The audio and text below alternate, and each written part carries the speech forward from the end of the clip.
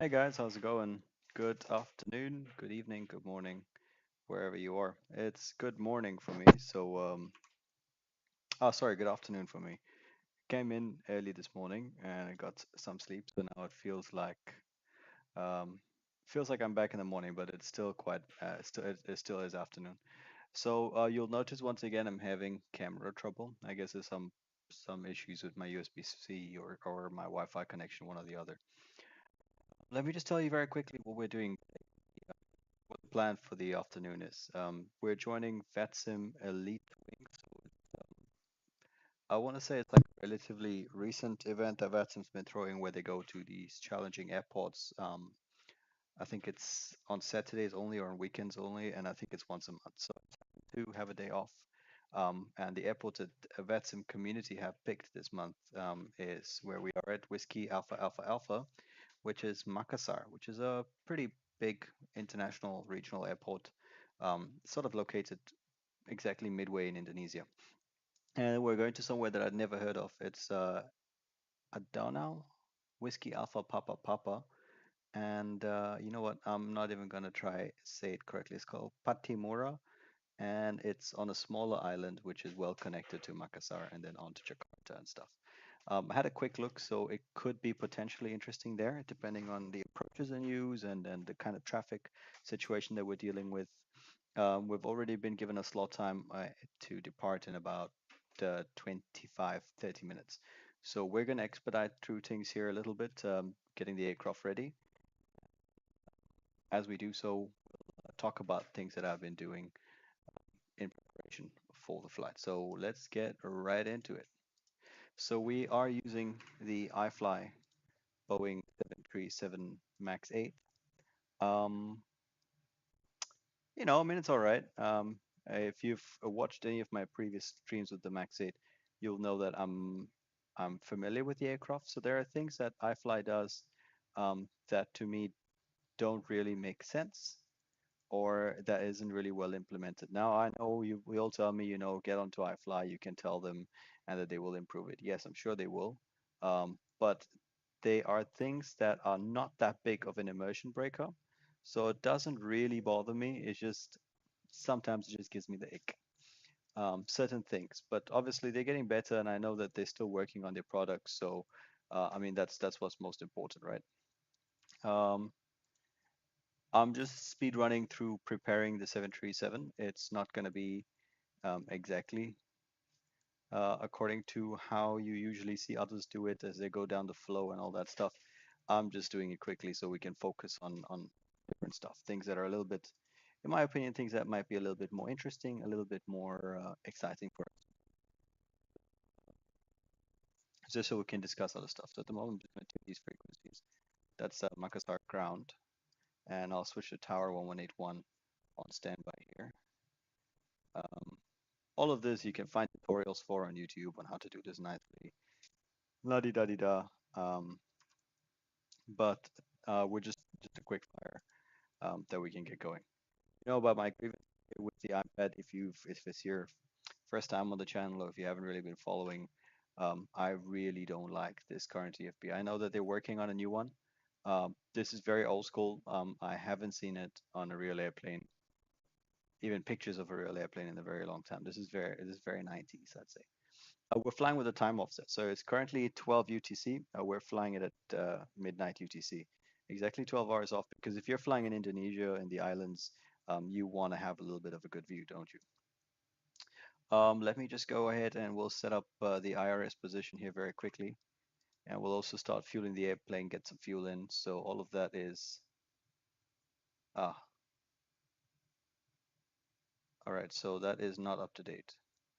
I'm not sure why it's not up to date because I'm pretty certain I did update um, my nav data even earlier than October. It can't have been October the last time that I flew the airplane. All stations ground respect. Okay, let's not listen to ground at the moment. Um, but I don't think it's going to be that big a deal. All station Maybe. ground. Good day. Lion enter 120 stand Romeo 24. Information Charlie. Request clearance to destination. Okay. You know what? Lion I'm enter gonna 120. I'll turn down the ATIS for a little bit until we finish the ATC a little bit until we finish our prep. So I'm gonna. This might affect us further down on the route. I don't want to ruin the surprise, but oh, we might have to use alternate procedures once you get to our destination. Let's see. So obviously out of date. And we're gonna do this the old school way. We're gonna put in the details manually. So let me see if I can show you what I'm seeing. There we go. Oopsie. So that's the SimBrief OFP, and I'll tell you what we have while we're doing it, if it loads. I'll just start with the destination, Whiskey Alpha Papa Papa, and we've got line enter flight 600.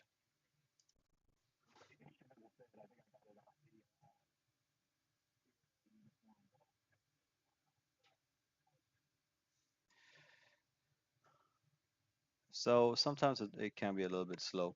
Um,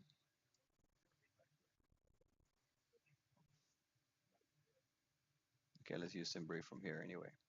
Um, I wanted to show it to you there so I could like give you a little bit more information on what's happening. Let's see if we can't open up a PDF version. There we go. It's a bit slow these days, SimBrief. So while we're waiting for that to load, let's see if there's something else we can do up here. Let's go ahead and start the APU. Technically, it's supposed to do a fire test before you do it, but we're going to pretend that that was a maintenance action that was already completed. So we're not going to do it. It's just such a hassle. Um, yeah, still a bit too slow. So we can probably just look here. We're going to have some fuel in the center tanks when we get going, so we'll have that on at the moment there as well.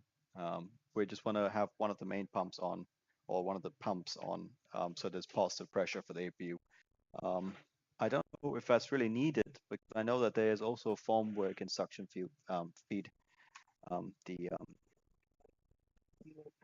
it can suction feed on its own. So anyway, let me show you the flight plan here. We're lining the 600 from Whiskey Alpha Alpha to Whiskey Alpha Papa Papa. Gonna the cost index of 35. We are a max 8 LEAP B27. We need to make sure that actually corresponds to what we have on the aircraft.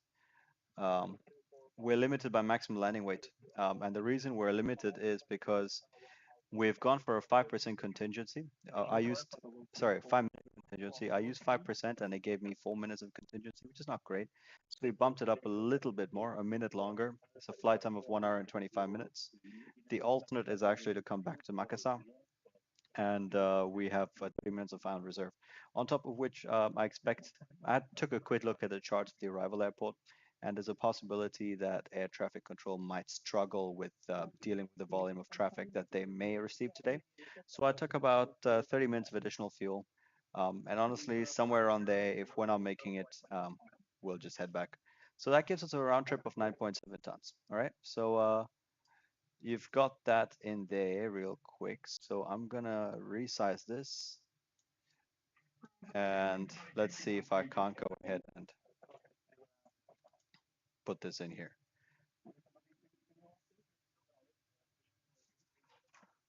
Let's go take a look at the ATIS real quick.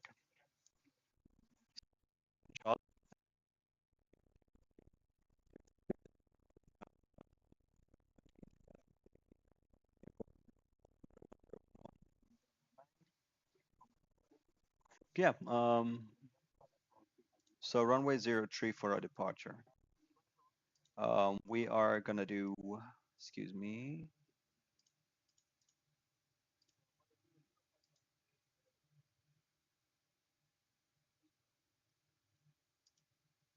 Mhm. Right, Sukto 1 Alpha for runway 03. 03, Sukto 1 Alpha, and the route that we're gonna follow airway from Sukta until Holba.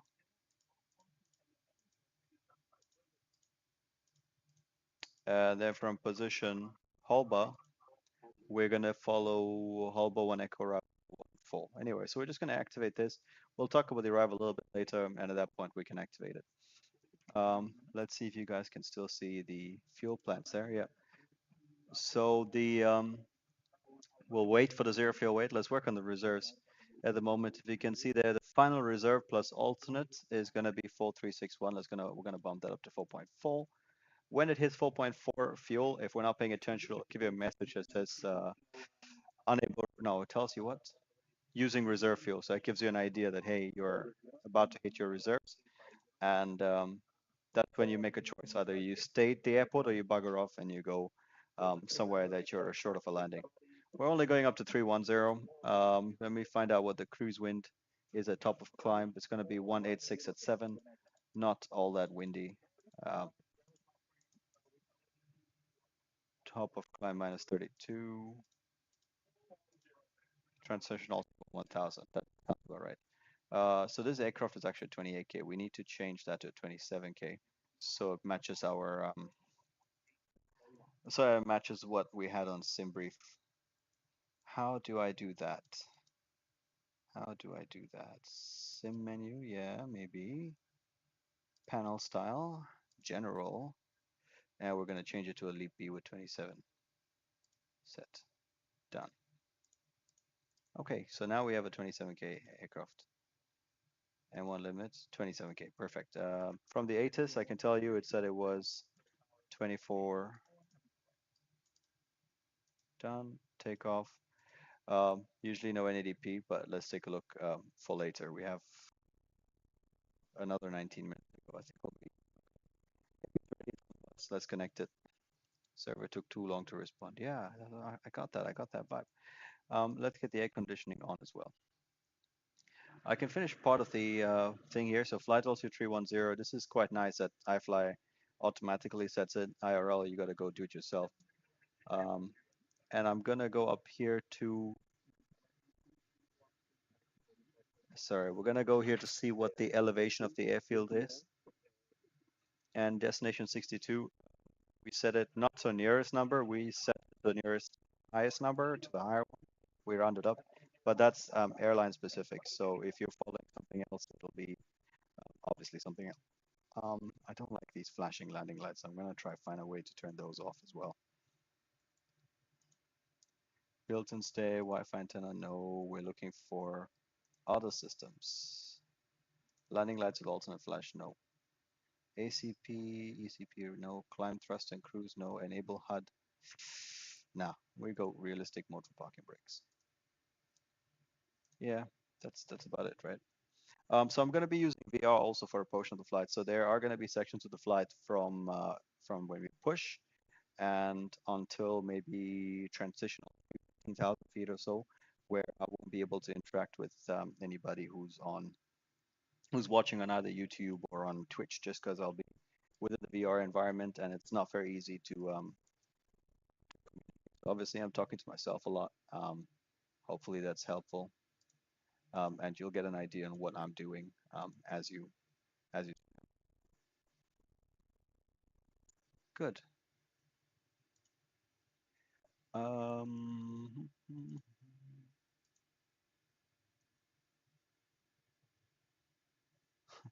Someone's also complaining about AC at the back, also Wi-Fi. Yeah, well, you can't always have perfection, can you? As much as I'd like it. Um, the Wi-Fi is shit. Maybe it's because we're in the jungle. Let's see. Um, Let me go ahead and get the aircraft fueled up appropriately. We're not going to do a nice slow fueling because it's going to take forever. We want to focus on the actual fun part of the flying, which is the flying itself. That being said, if you're somebody who enjoys the whole getting the airplane ready, I do, I genuinely do. But given that this is an event, I want to make sure I get going at the right time. And if somebody can tell me where I'll be able to find um, where I fuel the airplane, that will be here we go. Performance and payload. My gosh, this is not very intuitive. We're taking 178 passengers. So it's a full flight. We're going to take everybody we can. They can all join us. We talked about the fuel already that we got from Timbrief. That was going to work out to be, excuse me, where are you? 9.6. Let's make it 9.7. The only problem with that is we got to look out for shortcuts. As you know, we are limited by maximum. We want to make sure we don't land above it. In terms of cargo, we are carrying. How much are we carrying? 2.6 of cargo. Let's split it equally, 1,300 between the cargo compartments, both forward and aft.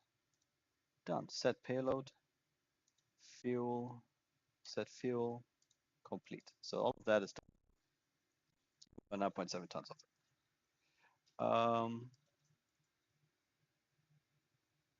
Good.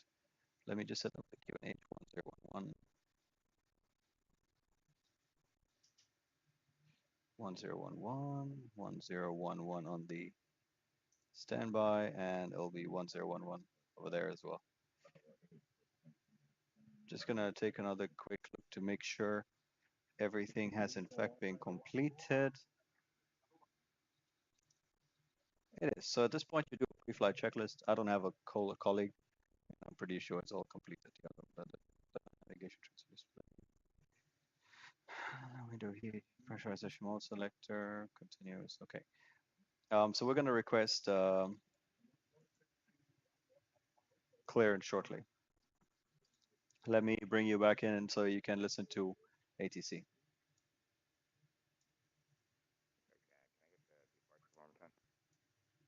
The Sukta 1 Alpha, Sierra Uniform Golf, Tango Alpha 1 Alpha. Alright, so clear to destination Sukta 1 Alpha departure, follow 240 and 4236 in the box for Indonesia 1914. Indonesia 1914, read back correct and just confirm runway 03 for departure. Okay, and runway 03 for departure for Indonesia 1914. Thank you. Makassar line inter 600. Line inter 600, Makassar ground, hello. Hello, Makassar ground, line inter 600, Boeing 38 Mike at stand Romeo 34. Information Delta, request ATC clearance Ambon. Line inter 600, cleared to Ambon as filed via the Sukta 1 Alpha departure, runway 03. Initial climb flight level 240, squawk 4272. Clear to destination Ambon, Sukta 1 Alpha departure, runway 03. Initial climb flight level 240, squawk 4272, line inter 600.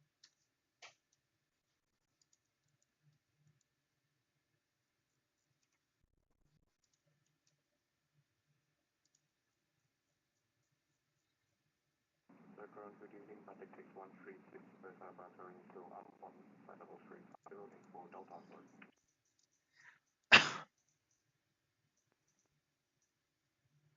Then line inter 600, radio check. 5 by 5, did you not get a readback? Yeah, sorry about that. Can you go ahead again?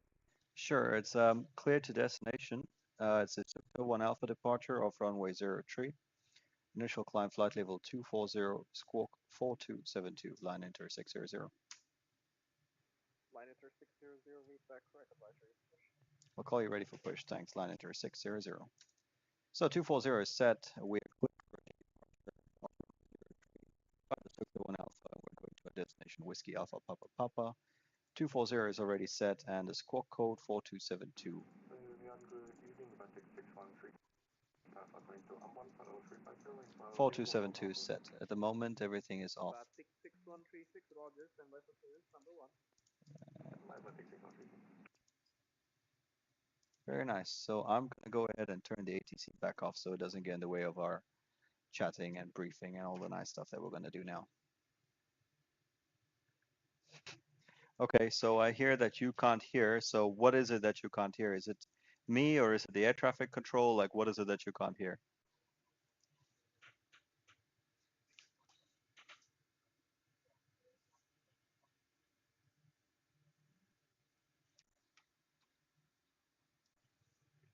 Air traffic. Okay, so I'll turn it up for the next one because I actually have them in my headset, so they're like super loud. But I'll definitely turn it up for the next conversation. We're gonna go take a quick look at the airport and the plan for our flight here. You can see it's still loading. Not entirely sure why it's so slow. Right, so yes, yes.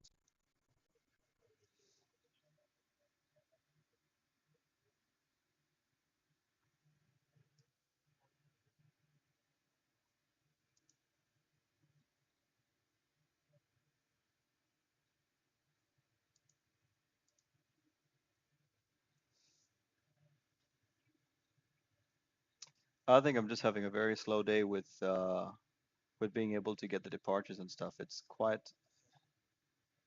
really slow. Okay, so while we wait for that, let's see if maybe we can't go ahead and get some of our details sorted out. So this is an app that I use. It's called VPT. I find it quite nice. It's realistic-ish, especially in comparison with a real-world Boeing OPT. It's pretty good. Um, so we're going to use this for our performance calculation. We've just got information delta from air traffic control, and in information delta, they're reporting a light rain. So we're going to take into account a wet runway. And because it's been recent weather, a thunderstorm. Oh gosh, how do I? Okay, I'm just going to go do this in private. Excuse me. Just going to go ahead and do this in private so I don't get things stolen from me again,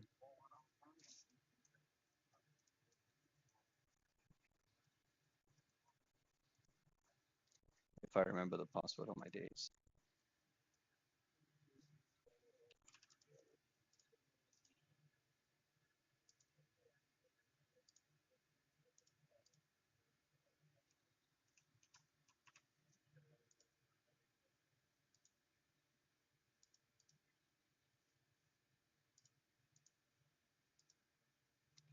La, la, la, la, la.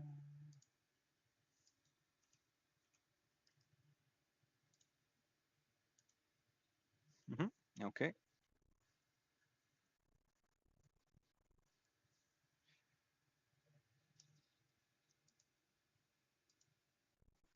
All right. So well, that's logging in. I think it just might be my internet. It's not very good today. I hope it's not affecting the stream quality too much.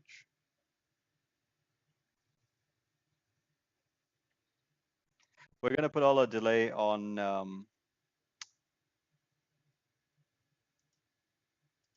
master caution flight controls. Okay, we're gonna put all our delay on slow Wi-Fi. I think that's the we're gonna,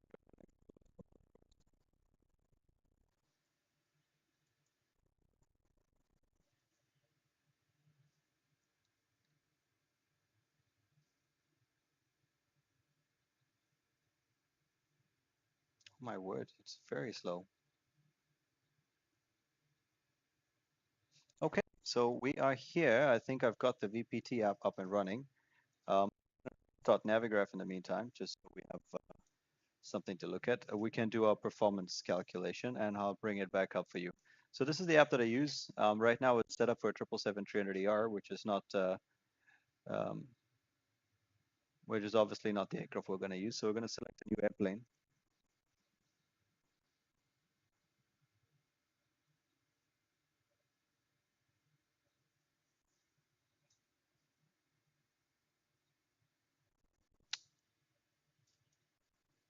That seems like a lot of waiting.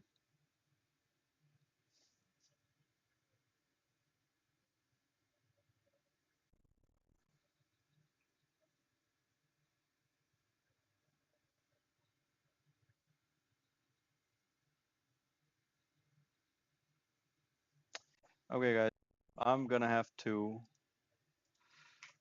find a different way to get you all involved with both virtual performance tool and with the iPad because this isn't quite working out as quickly as I'd like. So let's get rid of that. And let me bring you back onto a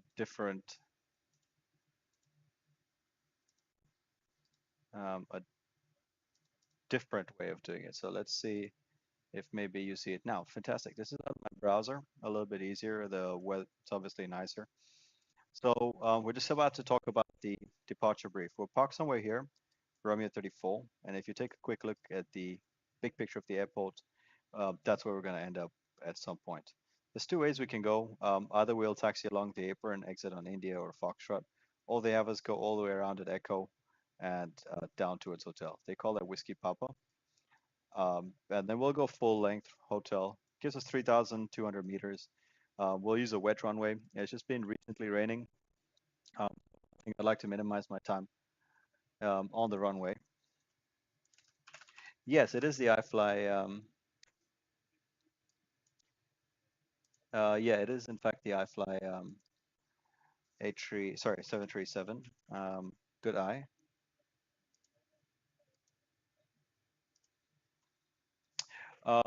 Sorry, so I've got people on YouTube and Twitch. So E0O from Twitch, thanks man. Yeah, it's definitely the iFly with the Max 8. You can tell from the terrible EFB, but can't complain.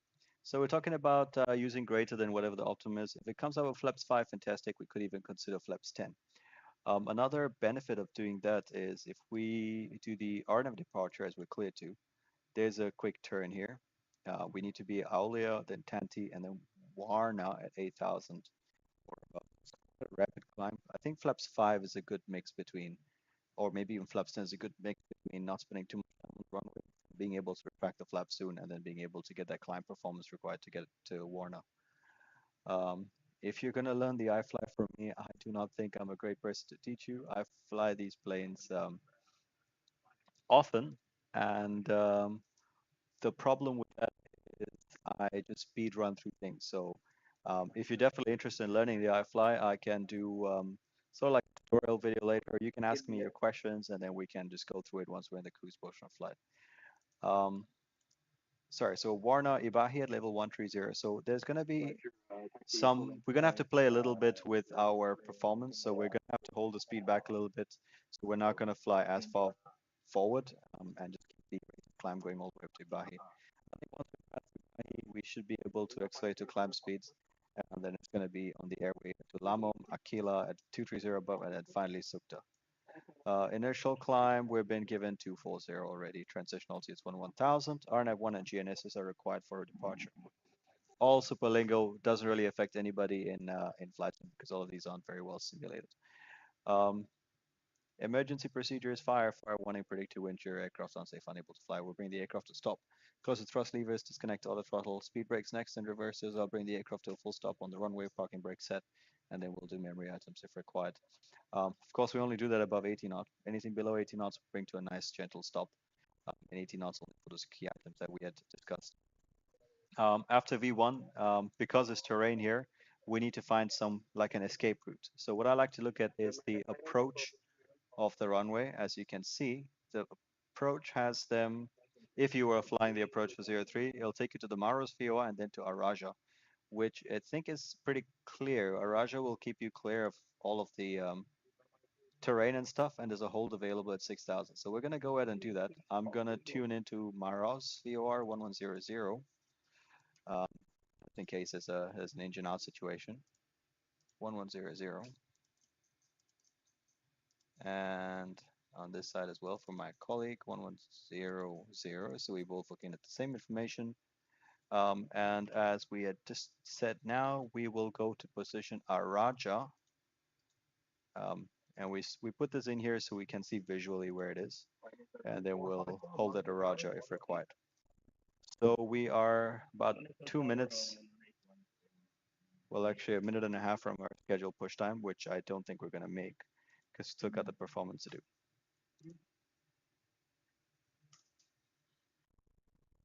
And I'll bring you back so we can get the performance underway.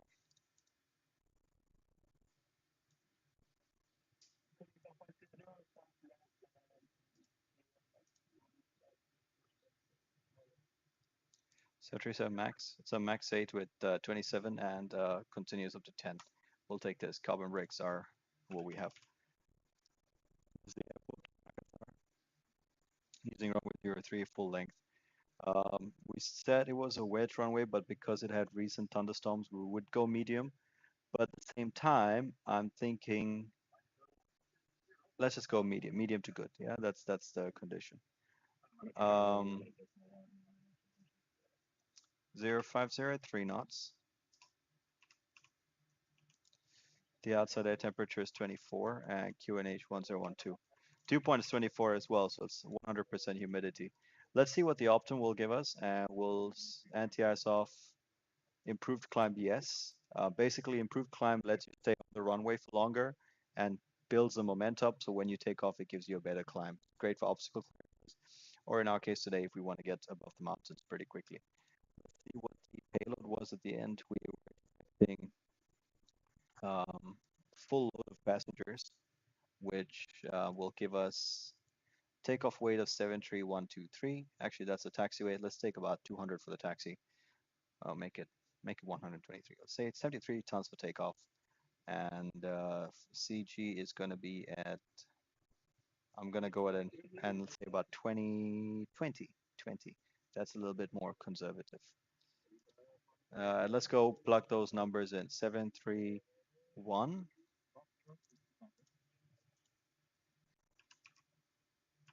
and tow at 20. Forward lift. Let's calculate this. So I think D rate 20 with the optimum flap setting is good. I'm happy to take a D rate. Nevertheless, we're going to keep, we're not going to use assumed temperature method. The reason is because it will give me a good performance for the climb out as well. So that's what we're trying to do. So that's what came out here. They've got an engine procedure, go straight to the Mach VRDMA and then turn left with this bank angle, which is fine. We can use a bank angle, but I like following this approach. To me, it seems a little bit more, feels better. Flaps 5 is what it came out with, and full as well. So we're pretty happy with this D-rate 10. I think this is what I had in mind as well. So yeah, that works out. Let's take a look at what that's going to look like. So if we had an accelerated stop or an engine out go, we lift off at these end and the accelerated engine go with both engines about halfway down the runway. Perfect. I like this. So we're going to go ahead and plug these numbers in now into the aircraft. So does she take the zero fuel weight? Yep, 73.1 is the current gross weight, which is what we calculated with. So it's going to be good. It's going to get better. Let's execute that. 10% D rate. According to the VPT, we are not going to have any selected temperature, 24.1. VPT told us it's going to be 88.1, so performance checks out. Climb 1, that's all right. At some point after flaps up, I'm going to go full climb thrust and perhaps even consider using max angle. Flaps 5 for departure, CG 22.7. We calculate a little bit more conservative, 20 with the nose forward. It's going to be a wet runway. We will start acceleration reduction at 800, and we will start acceleration at 1500. I like that, or 3000, even higher. Let's see. If it's not working out, I can manipulate the MCP as required. Engine out acceleration, we'll do it at 1500, so we can save some time. We can spend more time climbing. Let's just adjust the V speeds. It's going to be 132 V1. V2 is 146, and V2 152.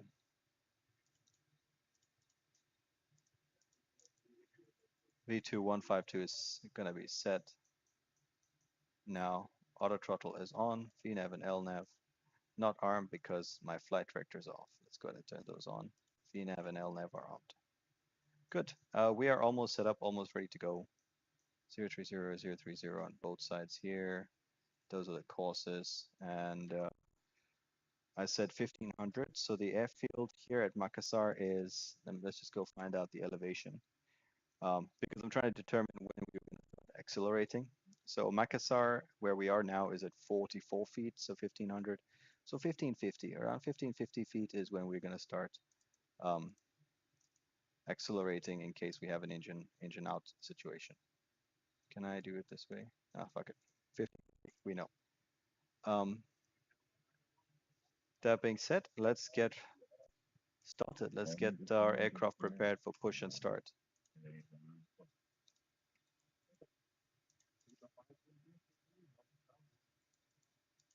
And we are gonna start getting rid of all the ground support.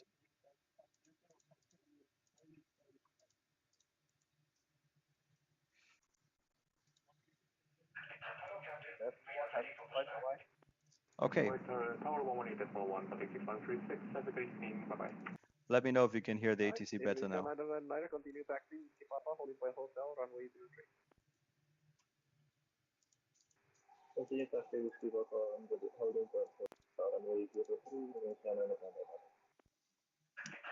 Oh, seems like we're the last ones out.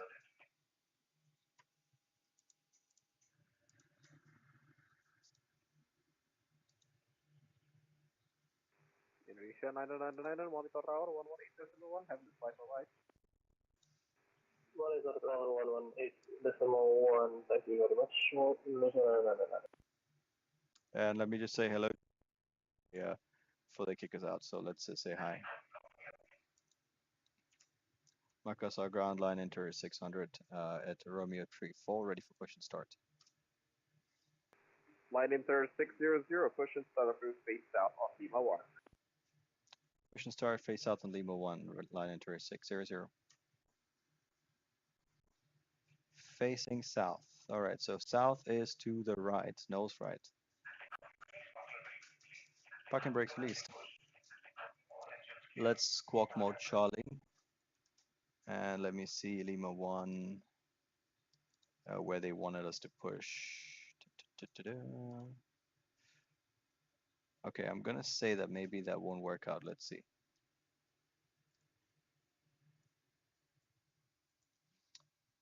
So we'll turn off the packs. APU bleed is on, so it's gonna supply the air for the air start, for the engine start. We're starting start sequence number 2. And my colleague will go ahead and start the clock so we can monitor how long the timer has been, how long the start cycle is. Here we're watching the N2 rise, and it's gone into motoring.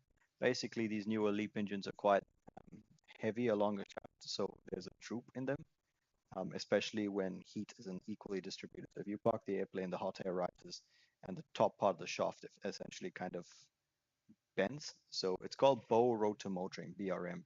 So it basically motors itself until it's straight, at which point you then inject fuel. So the motoring hasn't gone. We've got 25% at minimum, and then we go up and we put idle. I'll start the timer for myself because I need to see lights off within 15 seconds. And we have an EGT light off. I can see a bit of rain already, so yeah. Good that we went for the medium to good.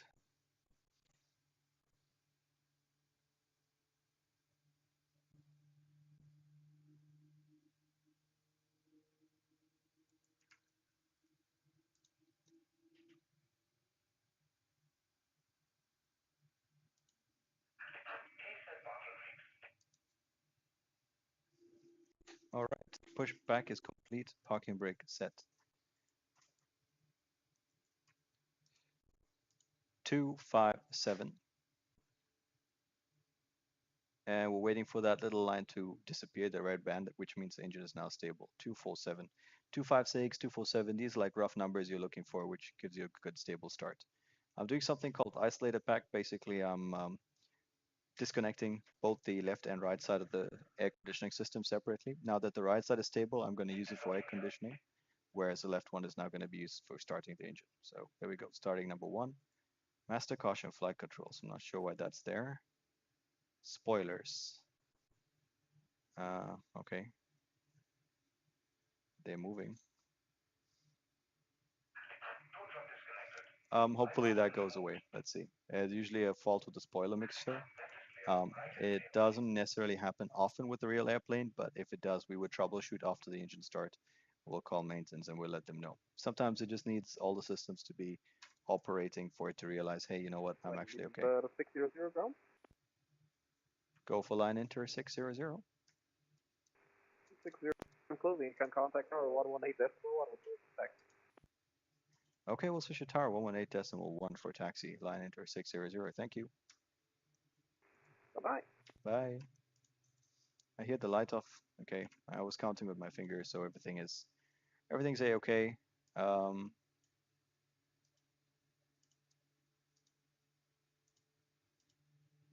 I don't know if you guys are still able to hear ATC because it tells me that there's issues now with my desktop audio. I mean, let me know if you can hear the ATC. He just told me to switch frequency. Hopefully, yes.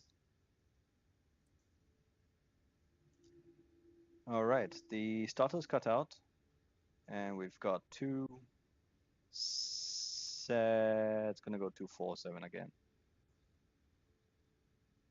247. Notice this just disappeared. Stable engine start. That's great. I'll finish the isolated pack, so now I'm letting the airflow go back to almost normal. The guys were disconnected. 181 pre-selected. Let's. Oh shit! I didn't do this. Oh my god. So guys, that's probably why I had the spoilers. The beacon lights were off. The fuel pumps were not running. Okay, that was a major oversight on my part. This is why you need to do checklists before you get started. Okay, let me go ahead and do this one properly. So that's the electric generators going from APU to air conditioning, so to engines. We're turning off all the stuff that the APU are using, so the conditioning, the electricity, and then we turn off the APU next. We get the igniter selected for continuous ignition. Engines are okay. We're gonna go ahead and select flaps 5 for departure. We'll wait for flaps 5 to show up. 3000, and then we'll check the flight controls, and then I'm going to be using a VR for the departure. So does the max have auto start, or do I got to throw the fuel at 25? So you do have to throw the fuel in at 25. I have a theory, however, that you don't actually need to. Okay, here we go. Flight control check. Forward. Welcome to Makassar. Back. Ticket echo. Left. Ticket Right. echo 342. Left rudder, right rudder. And the reason I have that theory is because I think the Max actually has a lot of integrated electronic check stuff. And I do believe it can do it because it does the motoring itself anyway. But nevertheless, to keep procedures in common with the 737NG, we're supposed to introduce fuel at 25%. So all of that's good. I'm going to request. I'm going to ask you for 15 seconds of your time. I'm going to go off the screen. I'm going to go into VR, so I won't be able to see your comment until we get to 15, 20,000 feet. All right, so just give me a second. All of this is going to go off. And I'm going to switch my audio device as well. Yep, I'm aware about the audio. It's someone on YouTube who's telling me the same. I really apologize. I hope it's going to get better for the next time around. But yeah, I'll work on it. Thanks.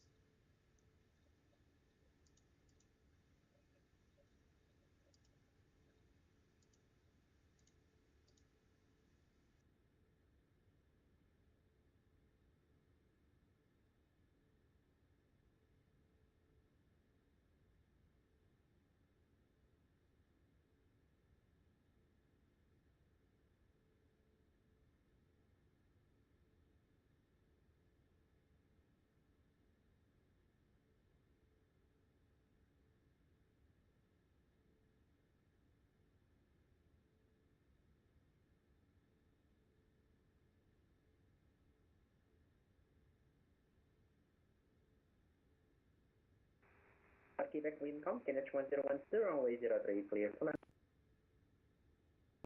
Yes, land, finance is approximate. 4, airborne time 1339, contact Makassar radar, 123.4, step flight, bye-bye. 123.4, good day. All right, guys, I'm in VR, and I've been told that the volume situation is often better in VR, so hopefully that works out for us. If you're motion sick, now will be a good time to. Now will be a good time for me to tell you that this isn't great for motion sickness. Okay. 00, Please let me know if you guys. Sorry for that, Pilita 500, after landing. So we're gonna go back to this for a second, and let me see if I can work on what the issue is here.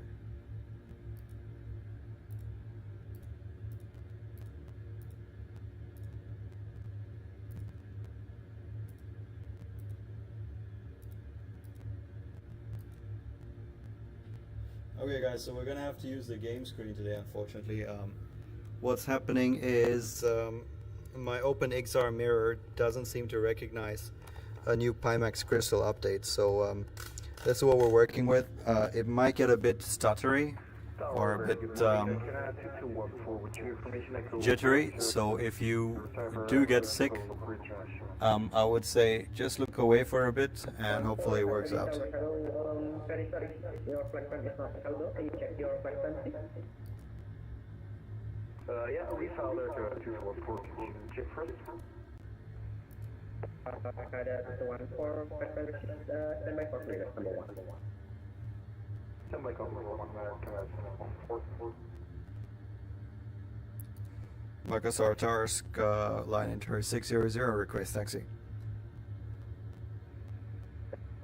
Today's number, hello, taxi to holding point hotel, runway 03 via Lima 1, Foxtrot, Whiskey Papa, NH 101.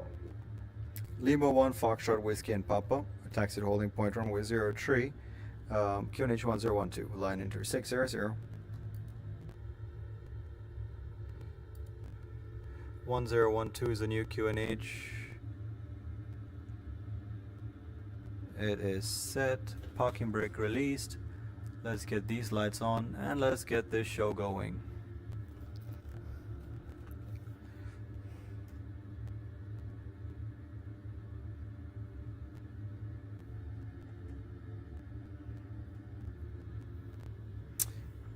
Okay.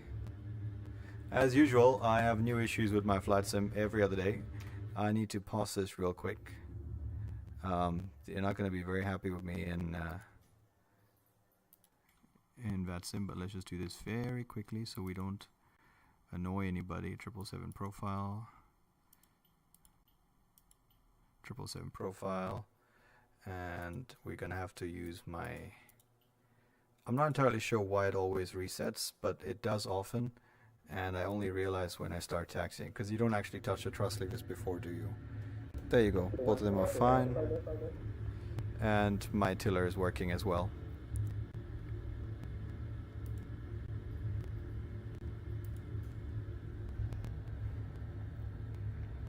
That's 214. 214. 140 to Colorado Export, level 360, initial climb level 240, runway 03, careful 1 hour departure, walking forward to 37.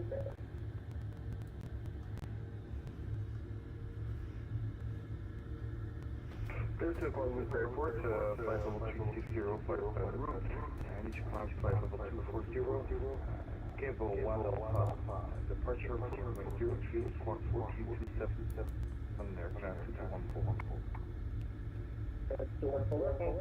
Okay, so the runway data is showing up because we haven't selected an arrival runway.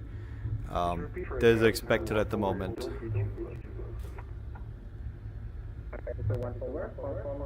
Forward 237.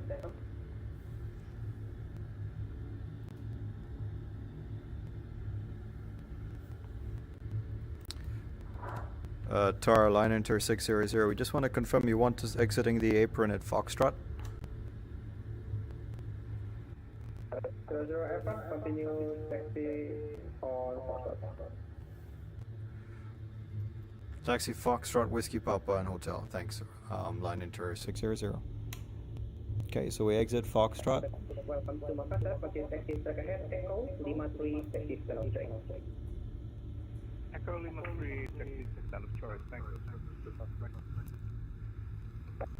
Quick Vita 500, wind calm, NH 1012, runway 03, clear for takeoff. You're gonna turn right here. Takeoff 03, QNH 1012, and speed of flight on. Sorry, I can add 2214, confirming 44327 as we're ready for push and start. 214, negative, forward 237, push and start approved, facing to south, expect Lima 3. Push and start approved, facing south, expect Lima 3, okay, 214.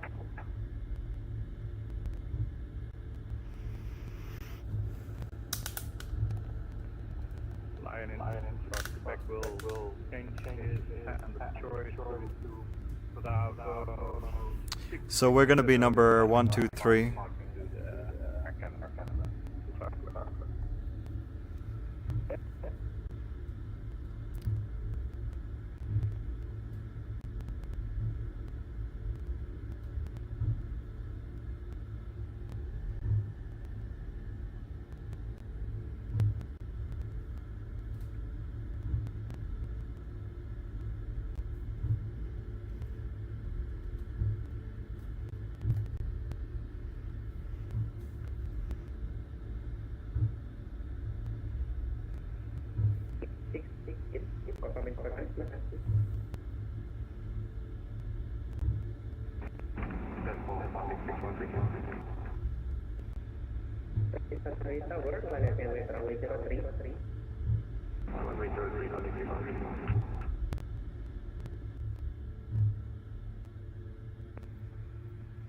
Flaps are set for takeoff.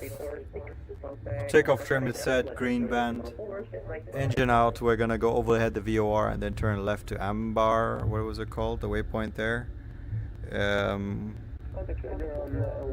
Araja, sorry. We'll go to Araja and that will be at 5,000 feet and that's our missed approach. Sorry, that's gonna be our engine out procedure. We'll keep the speed back with V2 until we're pointing away from the mountains, and then we'll accelerate, retract the flaps on schedule. And for the initial turn, we won't identify any engine failures until we are safe initially away from the terrain. There's Batik lined up, and we're gonna go behind Garuda.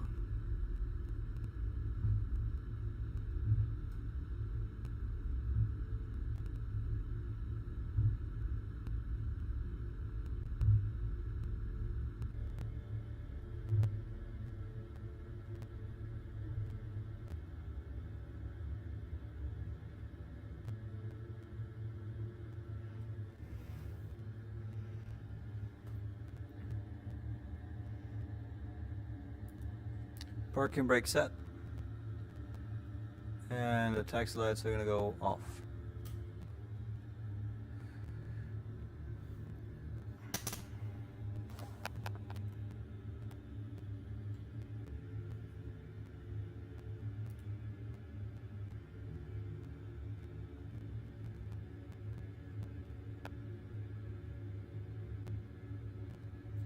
Yeah, okay, so I see that there's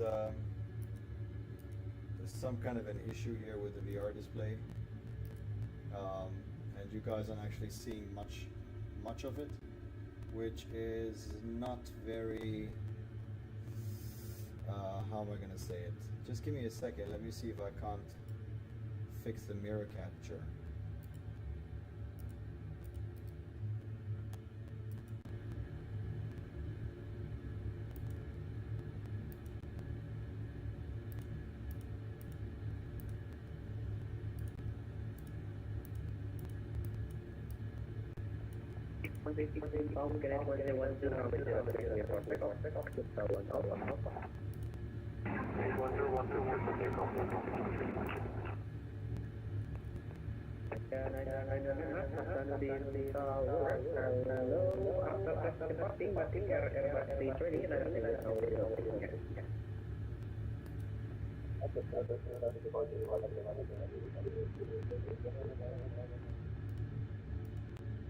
Alright guys, this doesn't seem to be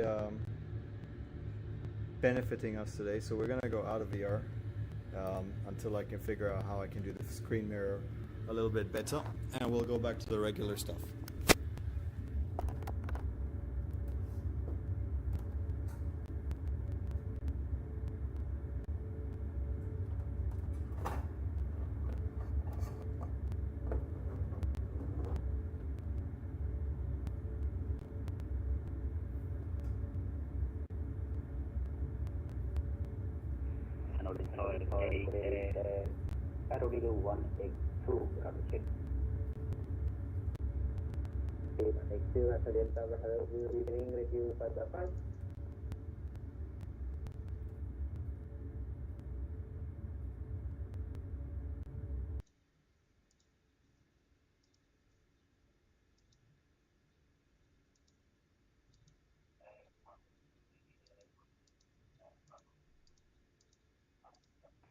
level 250.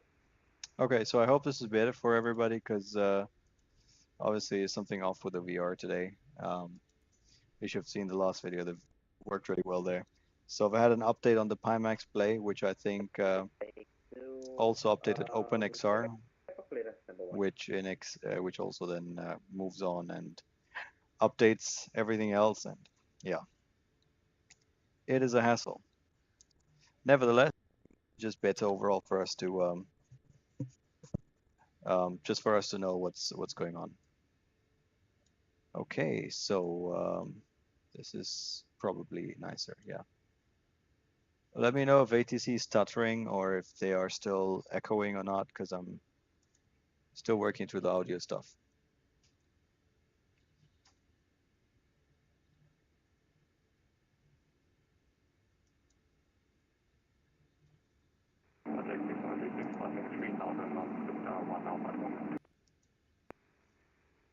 Airborne time 1351, contact Makassar radar 123.4. Bapak is fine. Let's get the frequency set. After we're airborne, we're going to switch to Makassar 1234.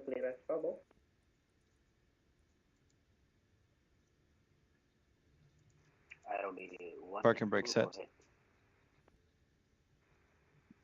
To clear to Patimura, asphalt, level 350, initial climb level 240, runway 03, Suktawan Alpha departure, walking forward 231.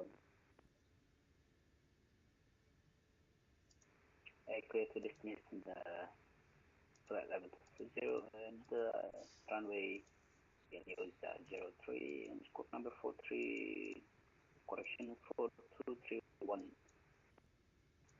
Ready 182. From forward 231. 4 power 3, correction power 231. Right. 182, respect line. Yeah, so the echo is probably only on VR because there was obviously the mic is a lot more sensitive, so you can hear me speak clearly. But the issue is it also listens to the desktop audio, so you're getting sort of like an audio loop, which still needs to be figured out. So what I had set up was it was going to take only the view from my right eye and then show it to you on the screen. So what happened here was, for whatever reason, what was supposed to be only the stream from my right eye was instead, excuse me, and Indonesia Boeing 737 line up and wait runway 03, line enter 600. So what it was doing was it was compressing the widescreen. Well, not even bothering to compress actually. It was not showing you what I was seeing, which is unfortunate. But tell me more about the audio now. I mean, are you able to hear the airplane and the air traffic control? We're clear to line up and wait, or brakes released. Approach end is probably clear. There he's rolling, and let's go ahead and get the turn off light on. Strobes ready. Do you read me? TCAS TARA. Weather radar for me. Okay, Tower, this is Kilo 416 on stand Romeo 25 with information echo. So far we've used 210 kilos. Sorry.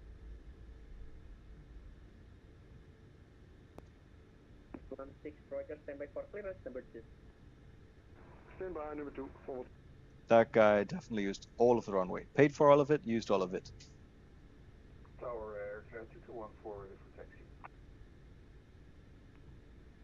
2214 taxi, holding point hotel, runway 03 via Lima 3, Foxtrot, Whiskey Papa, NH 1012.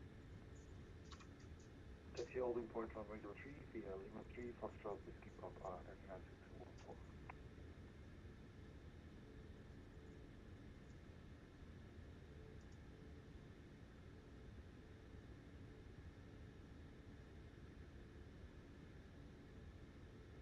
All right, so now we sit and wait. Airborne time 1355, contact Makassar radar, masuk proyek, forward, descent forward.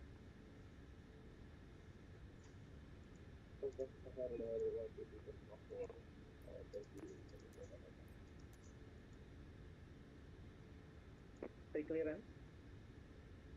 Super Green 343, go ahead, sir. Okay, this is taking a while. Let's go ahead. Level 240, runway 03, report 1 Alpha, departure, squawking for 172. Clear, Makassar iFly 340, climb initially level 240, runway 03, follow Lipat 1 Alpha departure, squawk 4172, Super Green 340. 343, respect, break, KLM 416, clearance, stop. KLM 416, register. 46 to Ambon, Patimura, export level 310, initial climb level 240, runway 03, Sukta 1 Alpha, departure, squawking 4126. The Sigma 1 Alpha departure for runway 03. QNH 1012, and can you give the squawk again, sir? Can I follow 6? 6, squawking forward, 126.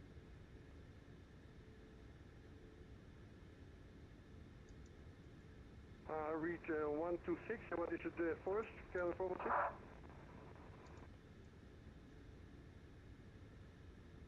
Just one more quick check, make sure everything's in place. Yep. 4126, can I follow 6?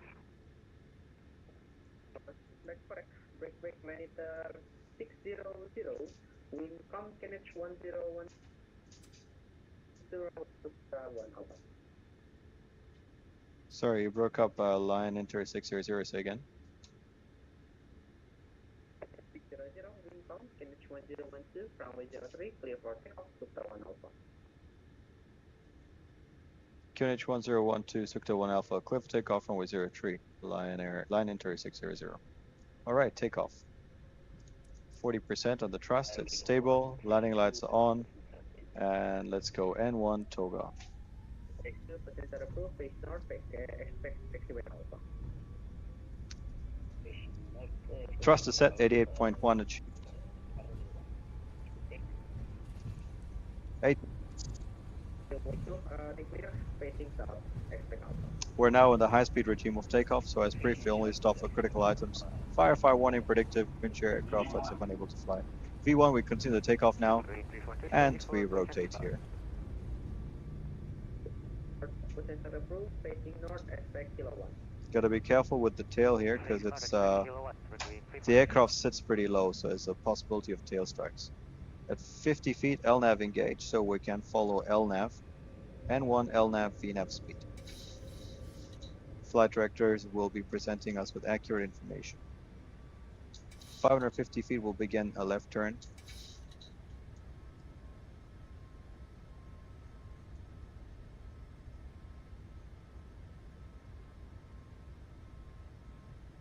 As you can see, we still maintain the flaps for the initial turn, which was the plan all along. I'm going to get rid of VSD because I don't like how it says runway data, even though that is expected behavior. 00 airborne time 135 center, contact Makassar radar 123.4. Thank you, line enter 600. Have a great evening.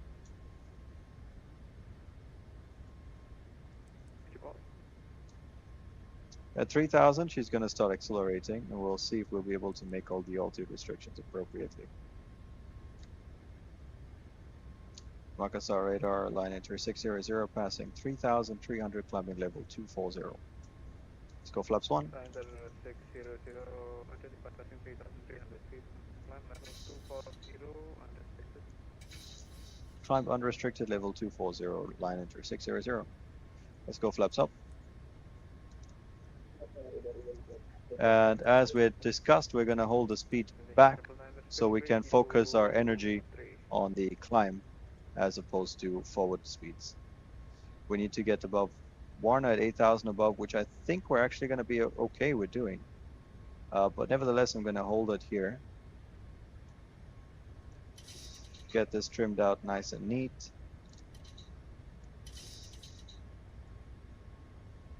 The flight directors are a lot more sensitive than IRL, I think. Or maybe it's the flight controls themselves, I don't know. Very nice. While we're flying away, and the flaps are Up with no lights, we'll proceed with the after takeoff flow. We'll kill all the lights, which we don't need. We'll leave the landing lights on. Start switches can go back off unless we're using engine anti-ice, which at the moment we are not. When I verify that the aircraft is pressurizing, packs auto, bleeds on, and you can see that this needle is going up, meaning that the differential pressure is increasing, meaning the aircraft is in fact pressurizing. The landing gear is definitely up, and we'll turn the auto brakes off. And the after takeoff checklist bleeds on, packs auto, gear up, flaps up, no lights, which we are compliant with. Passing 8,000, I'll keep the speed back because we're flying in the wrong direction, so there's no point flying fast in the wrong direction. So we'll wait until the turn at Tanti, and then we'll speed up.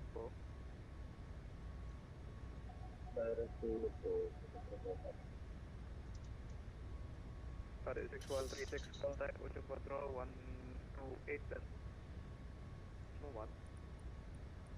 Contact Ocean Control 128, 1, contact 036.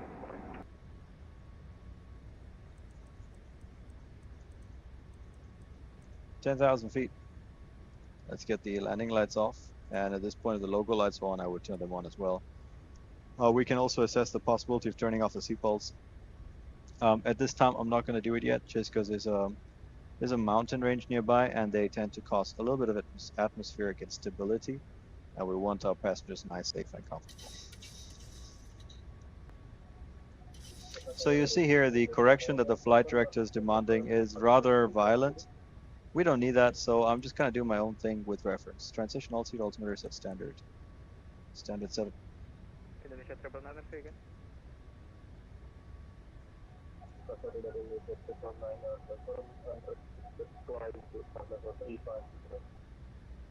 Very nice. Varna about 8,000. Ibahi above level 130. All of which we are doing pretty well. In this case, we can now accelerate all the way up to our en route climb speed, 289 knots, speed window is closed, and is commanding 288. We're going to pitch the nose down gently so that we can accelerate, and I'll trim off the forces.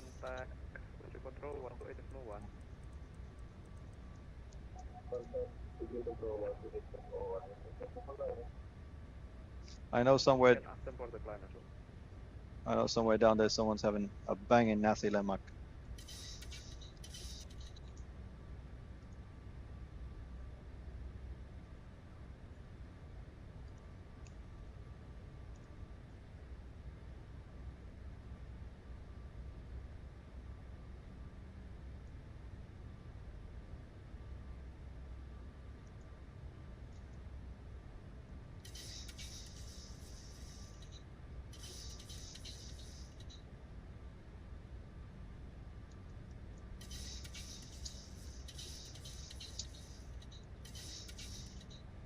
So that's me fighting with a pitch trim to get in the right place. I can assure you that's not MCAS. MCAS kicks in at higher bank angle, higher pitch angles. As you can take a look here as well. I'm flying the flight director almost precisely, but she is not accelerating. So it's not very accurate. It's okay, not great. So I'm gonna go and I'll do the numbers that I'm familiar with. So around 5% of pitch, like there, will keep the airplane accelerating while also climbing at a healthy rate. You see the difference between what's actually doing what I wanted to do versus what the flight directors are telling me to do. So these are the little nuances that annoy me a little bit about the iFly Max 8 because maybe the real airplane is a little bit more don't want to say compliant. I don't think that's the right word, but the real airplane is a little bit more accurate with the way it needs to be flown. So yeah, this is very comfortable. For example, like where the pitch that they set us to is super comfortable. You'd accelerate slowly, and then eventually you'd have a very small bank angle change. Anyway, well past the mountains now, well above them, so we can go belts auto. And I'll do the turn again at Ibahi, and then from that point on, it's going to be autopilot in command.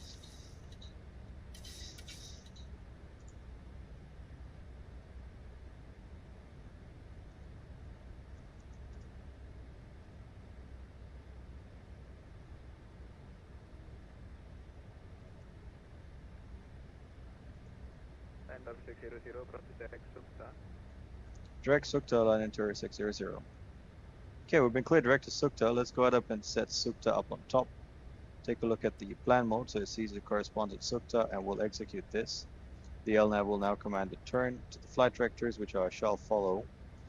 We are almost approaching our designated econ climb speed, and as we get there, I'm gonna round off and increase the pitch to about 6.5 degrees, and that should keep the speed also nicely in check. You see, it gives us about 2,000 foot per minute incline. I'm doing 25 degrees angle of bank, which is not what they need, so I'm gonna go ahead and reselect Sukta. So it's gonna now give me a nice rounded off turn to level. There we go. You see that the flight director is returning to me, so that's kind of what I'm talking about. So the flight directors need to. Okay, let me go ahead and turn on the autopilot here. Come on. What the flight director is supposed to do is to give you a correction, so you get back on track. So it flies corrections. It doesn't tell you where to put the airplane. It tells you how to correct the airplane to get to where it needs to be. Whereas this seems to be responding in a way that this is where you need to put the airplane, but it doesn't do the corrections for you. So that's my impression of the iFly flight director. Still pretty good. Obviously, nothing to complain about. But also, honestly, Line 3600, contact Mojum Volume Control 128.1. Control 128.1, line enter 600. Goodbye. 1914. Indonesia 1914. Electric Apollo 350 on request. Indonesia 1914, Roger, decline for level 350. 350, Indonesian 1914. Mojum Control, hello, line enter 600, passing flight level 214 for flight level 240 direct Sukta. Correction, line enter 600, resume the climb for level 310. Climb and maintain level 310, line enter 600. All right, 310, which is our final cruise altitude, is set. And now that we're here, I'm going to turn down the desktop a little bit so we can go outside and enjoy. Ooh, that's loud. 260, Komodo 1895. Indonesia 251, descent flight level 270. Station 270. So we can enjoy our Max 8. So this is halfway between Lion Air and the Malaysian part of the Lion Air group, Malindo, or Batik Air Malaysia, which uses these traditional patterns.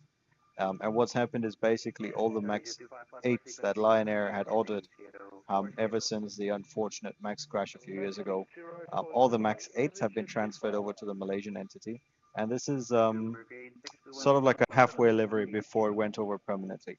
You'll find no more Lion Air Indonesia Max 8s. All the Maxes are Max 9s. Oh, look at all the corals there. Beautiful. Beautiful. Okay, that was loud.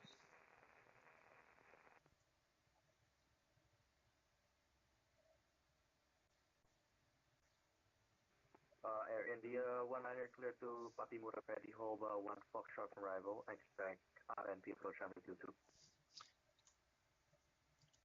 Okay, I can already tell you it's going to be exciting because the approach in use at our destination seems to be the RMP approach for runway 22. So very soon we can start our, I guess, briefing. We can get it out of the way.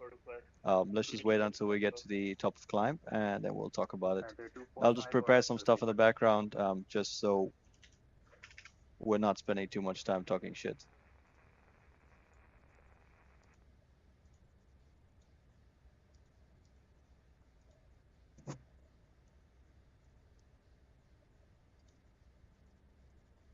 And we'll plan FA054 arrival clearing. FA054, you can go ahead. FA054 clear to Patimura via the Holba 1 Foxtrot arrival, expect RNP approach, runway 22. Patimura, that's how you say it, okay. Create land at airport, the Holba 1 Foxtrot arrival, RNP runway 054.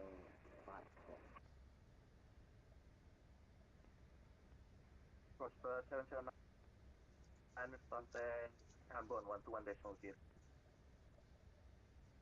Contact Commodore Coach 121.0. Terima kasih, selamat malam. Hello, duct tape, literally.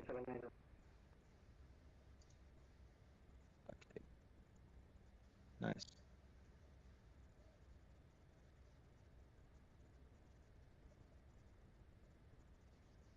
Liberty 621 for sequence, turn left heading 040. Left 040, green 621.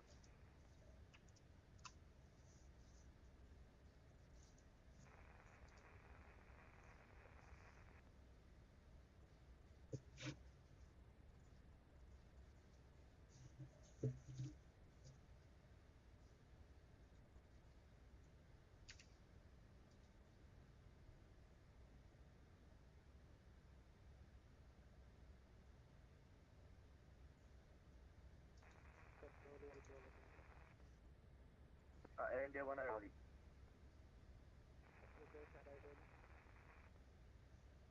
Air India 1-er, it's Holba 1 Foxtrot, RNP runway 22.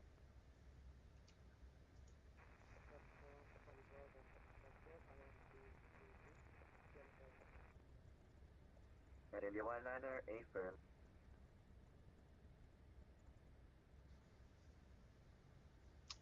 Let's search for the airport. Patimura. Airport info, definitely going to need this chart, so let's edit the clip. Radar, line is 2454 backing. Stars. Correction, 2454, welcome.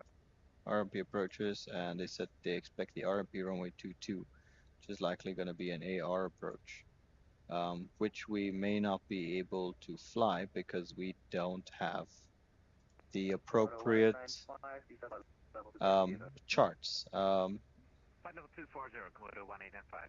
So we're going to have to take another look because I believe our navigation data was out of date, which I don't understand why, but yeah, October 30th, 2025 was when it expired. So we're a few cycles behind. So IRL, you shouldn't be doing RMPR approaches. In the meantime, we've just entered our RVSM airspace. Model 189er5, right heading 090. Right 090, Komodo 1895. A little bit bumpy, as you can tell.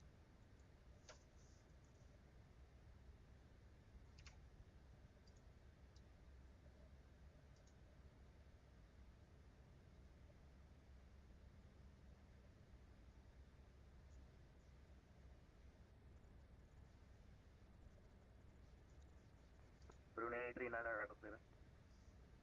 Ready to copy, Brunei 39er. Brunei 39er, clear to Patimura, Holba 1 Foxtrot, expect RNP approach, runway 22. Roger, clear to Patimura, expect Hull B1 Foxtrot, RNP 22, Brunei 39er.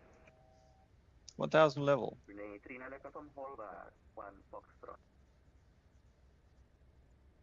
Roger, Holba 1 Foxtrot, Hotel Oscar Lima Bravo 1 Foxtrot, Brunei 39er. Guys, I don't know if you're hearing it, but the arrival seems to be Hull on Alpha. So we'll brief for that. So it's nice to hear that people ahead, so you can kind of listen to what they're doing and get an idea for what's, so we get an idea of what's going on. Proceed direct post 3. Proceed direct post 3, Komodo 1895.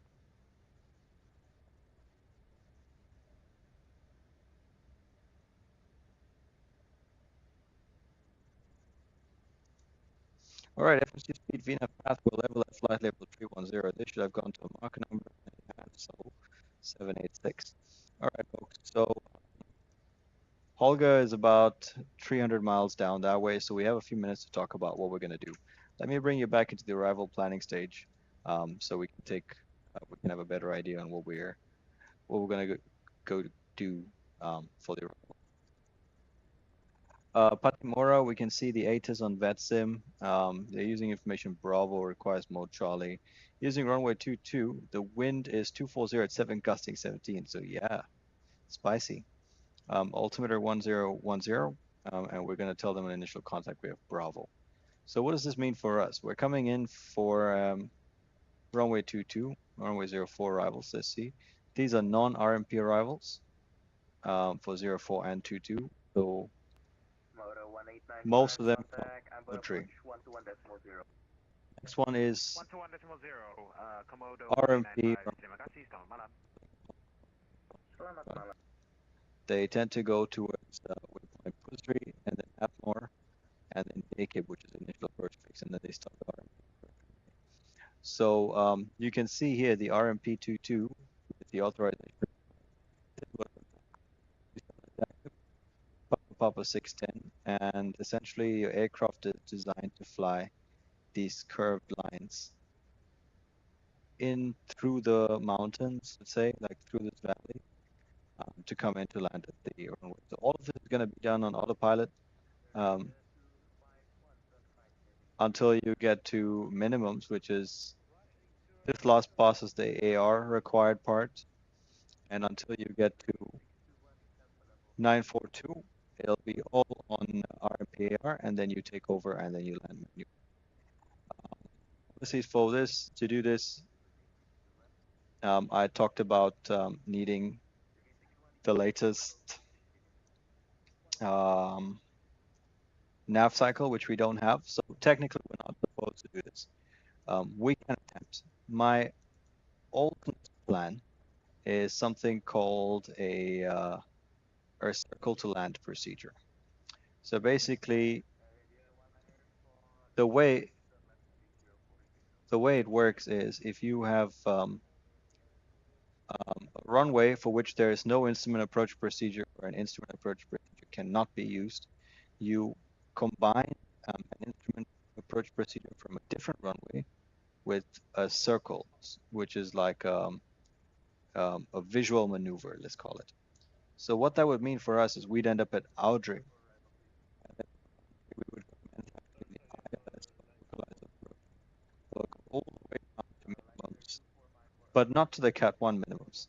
You go to a circle to line minimums, which is based on your speed. So we're going to be around here between 180. I think 135 is a bit low, but basically we're going to descend to a maximum of 2,200 feet. So we need to follow this until 2,200 feet, which is about 6 miles roughly. And then at that point, you're going to break off the approach and fly visually to come back in and land on the opposite runway. So that's essentially a circle. Complexities with it is, say, if you are now split from the approach and you are somewhere on the turn here, and all of a sudden you don't see the runway, you don't follow the missed approach procedure for runway 22. You need to find a way to come back to the missed approach of runway 04 in the shortest possible track. So in our case, that'd be like fly back over the VOR, make a left turn, and then make a right turn to continue on this track. It's a bit messy. It can be a bit messy, but certain times that's the only way to land somewhere. So what we're going to do is we're going to set up for the RMP approach. Let's brief the RMP approach. And then we'll take a look and see what the contingency will be if we can't make it on the RMP approach. I do believe we're one of the last people to depart Makassar. So on the arrival, it shouldn't be too busy, and I think we should be able to get away with doing a runway 04. But I'm curious to hear from you guys. What would you rather do? Would you rather see me do the curved RMP approach, or would you rather see me do a visual pattern with a circle to land? And then we'll ask, I mean, whatever you guys are interested in seeing as well. Let me go ahead and put that on the FMC. The destination. RNAV 22. The transition is going to be via waypoint. If I'm not mistaken, we said it's going to be via waypoint Dakip and the Hob 1 Foxtrot. So let's see.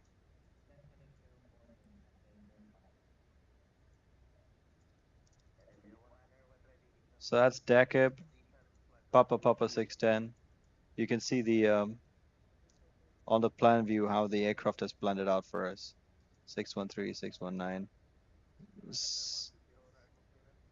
So it is in the curves, like it is available. You know what? And she seems that she'll be able to do it despite the.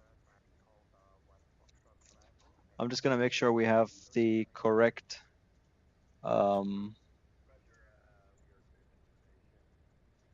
make sure we have the correct waypoint set up. Yeah, so you can take a look with me.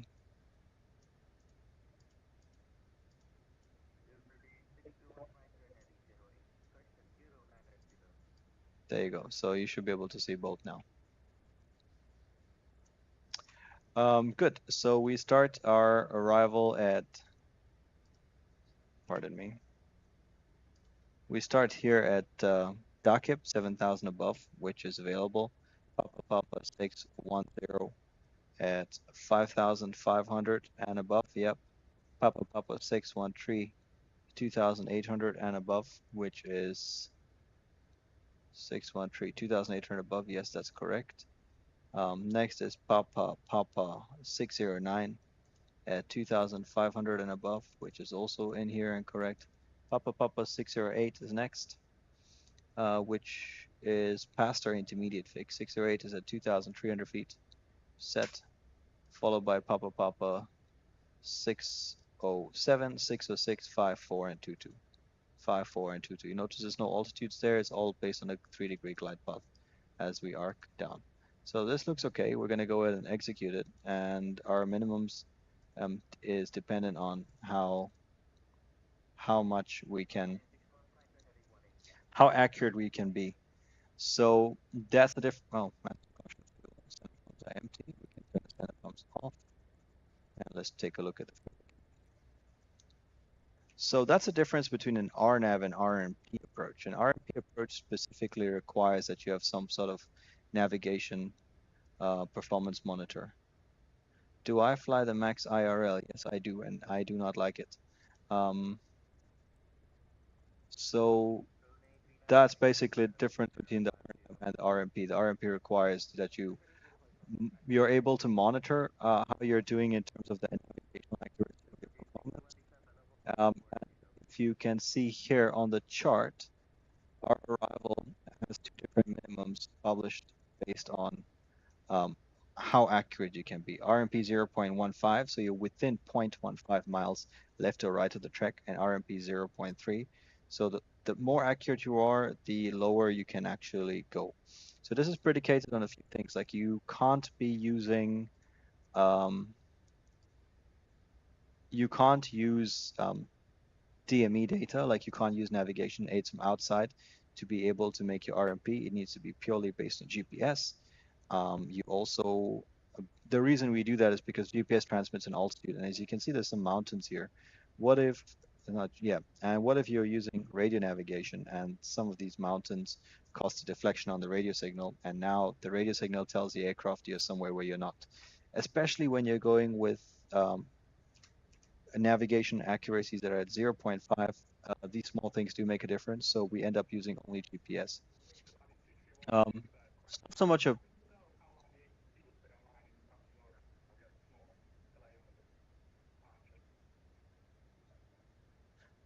Sorry, I'm just listening to an ATC conversation.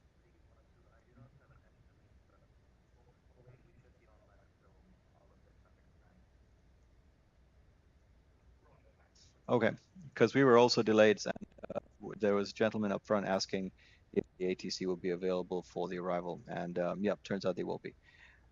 Sorry, so I was just saying, so with so many traffic arrival airport, that's amazing.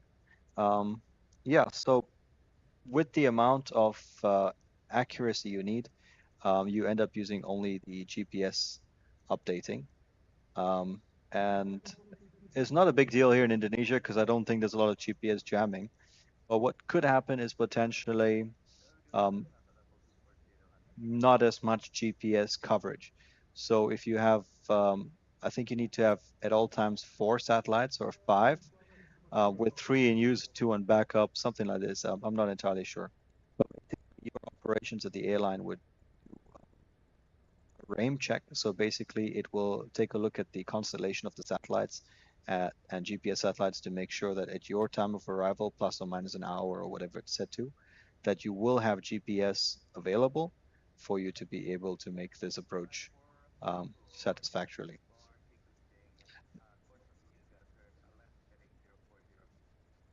So another thing with doing 0.15 RNAV is the aircraft's going to do its best to do that. But if you're now blowing through this at 220 knots, it's obviously not going to be able to make a nice clean turn. It's a bit like driving a race car, let's say. So if you're too fast to a corner, you're gonna understeer and you're gonna overshoot the apex. That's similar. So around these points, in fact, for me, by India Foxtrot 609, as we get towards this thicker black line part here, I'm going to be fully configured with flaps 40 as low as possible, because what that means is for the airplane to maintain the center line, it can do the corrections a little bit better with not as much bank angle. So that's something we can look at doing for our arrival into Patimura,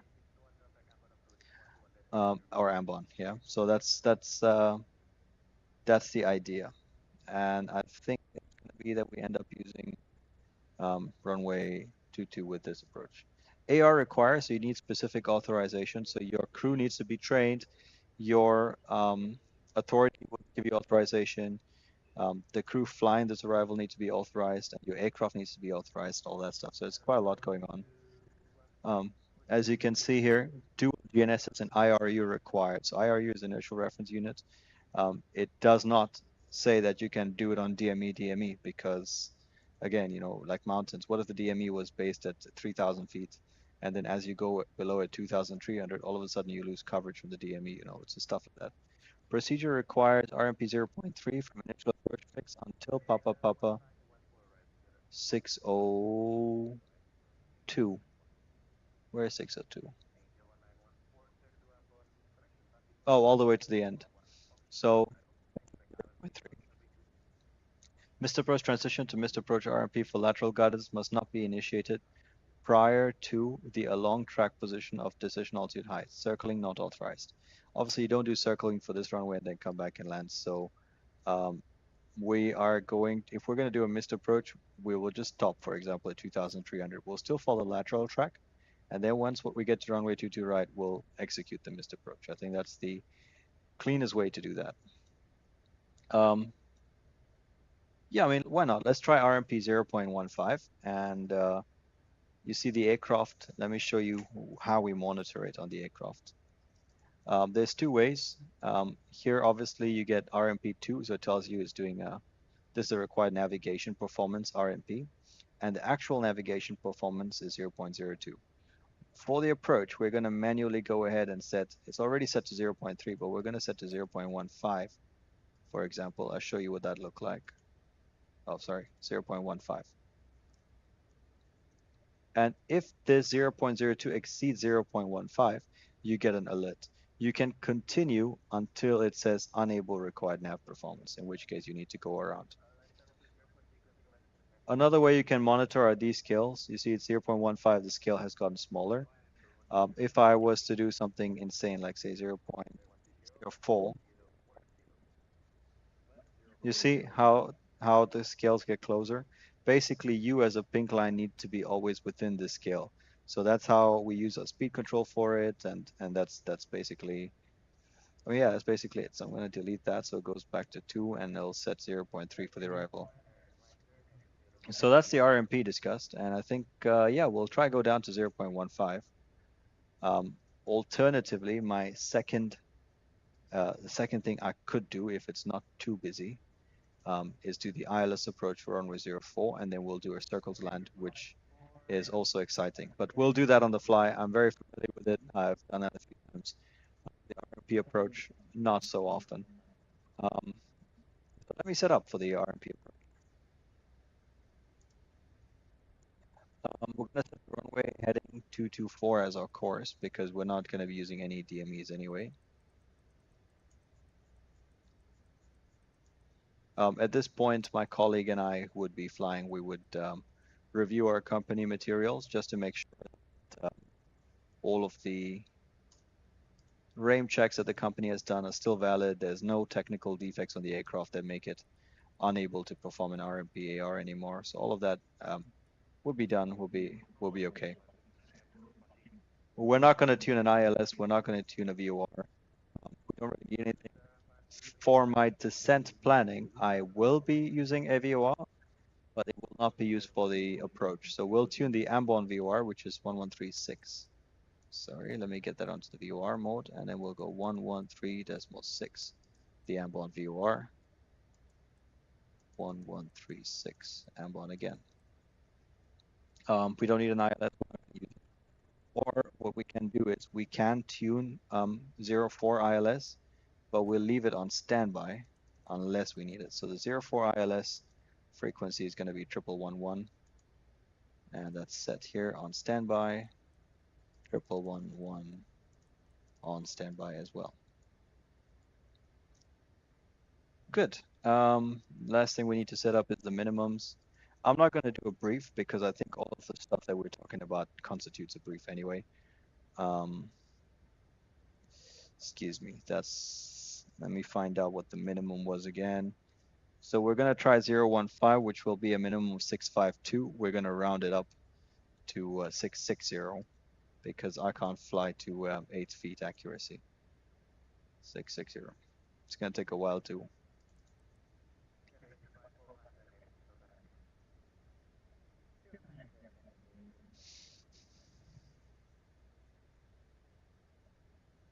Sorry about the camera, folks. It seems to have also gone kaput. I have a lot of technical issues today. I'm glad at least the airplane is all right. I mean, I wouldn't be surprised if we have an engine failure in a few minutes or a fire. That'd be wild.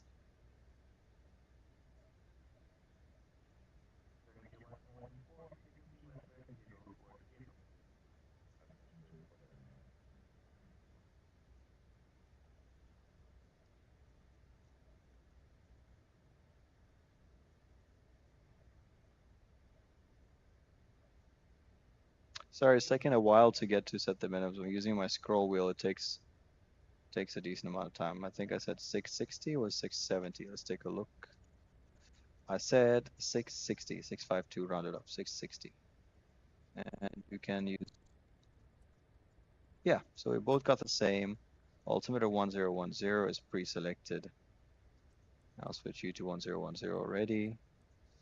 And that is done. We're set up for the RMP AR approach. So here's something interesting about the AR approaches because it's based on internal navigation. You're not going to be using the approach mode, yeah. Even though the aircraft has integrated approach navigation, for curved approaches, you don't use the approach mode. You use an LNAV, VNAV, and you set the minimums, and then the aircraft will just continue flying perfectly, or should continue flying perfectly, and we'll monitor the progress as it goes along. Speaking of progress, let's go up here to the progress page. We'll go to nav status, and this shows you how many pages there are. Let's go to page 2. We're going to turn off DME updates. We're going to turn off VOR updates, and we're going to use only GPS updates for this arrival. Just before we descend, I will change the RMP progress.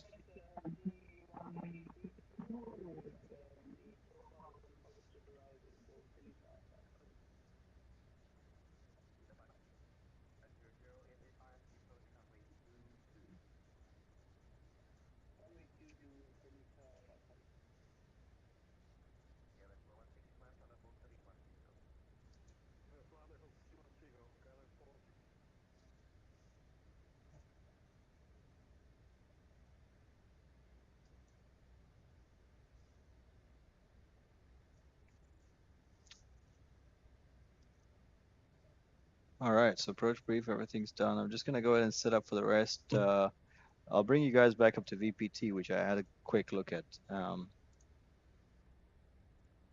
So VPT, which is the performance tool. Some request fails to complete. Okay. Landing distance available at 2500. I ran it with flaps 40 with the winds that are currently there at 26 degrees 1009er, and I did it with the weight we expect to land it. So all of these are fine. Red, fuse plug, melt zone, caution. There's a caution zone, and outer brakes 2 will give us an okay part. Let's just talk about where we plan on exiting. If we land 2-2, obviously I don't think we're going to exit on alpha. What we will want to do,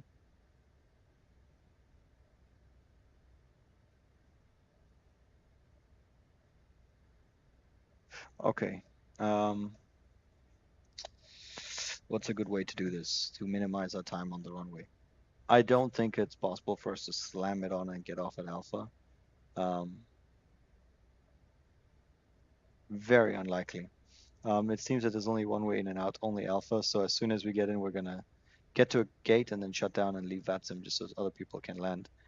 I think we're gonna have to go 2-2, roll out all the way to the end quickly, make a turn, speed all the way back, get off on alpha so the others can land behind us. I think that's the best way to do this. Obviously, this airport does not know about us and our obsession here with flight sim and VATSIM and all that stuff. So they're not designing the airports for us, are they? Nice, folks. I'm just gonna leave you here with the view of the aircraft for about 2 or 3 minutes. Just gonna do a quick bathroom break, and I shall be back. I'll leave you also with maybe you can hear some of the air traffic control talk, air traffic as they speak, and I shall be. There you go. We'll leave you with a view of the. We got a few minutes, so if you guys have any questions, do type in your questions, and maybe we can discuss them before we start the arrival. Category 182, flight at level 350.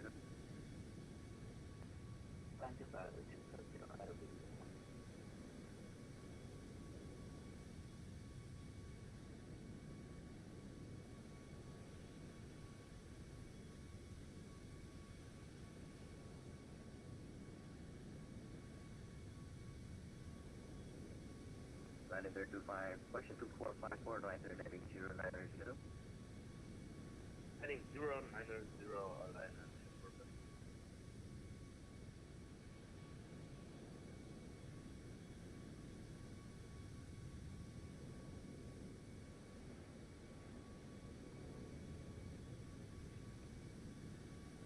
And the 190 is available 240.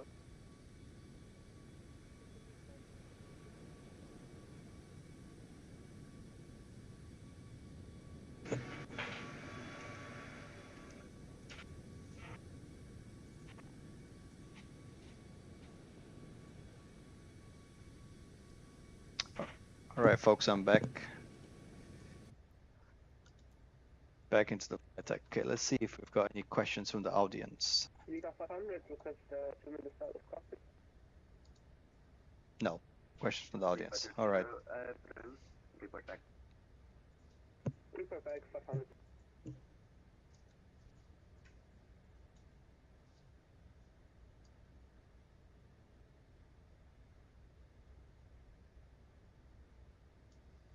Cafe 0549, turn heading 0, correction 140. Left, correction 140, Cafe 05.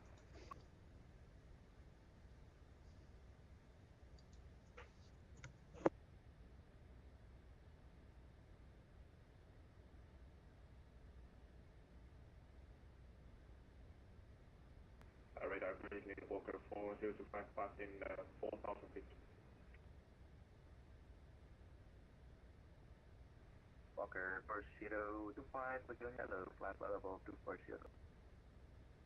Level 240, Walker 4025.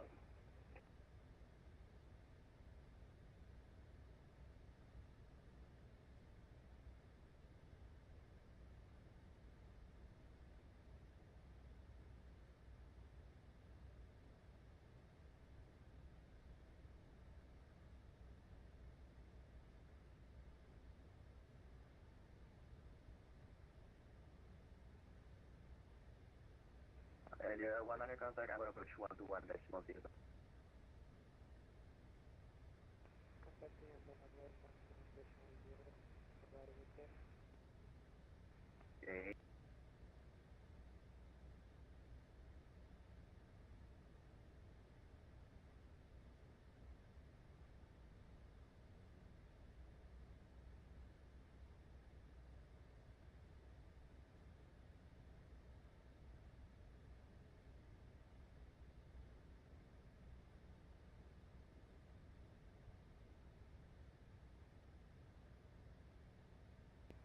Really wanting to stop time level 300 due to traffic. 2000 RW1 Kuwait.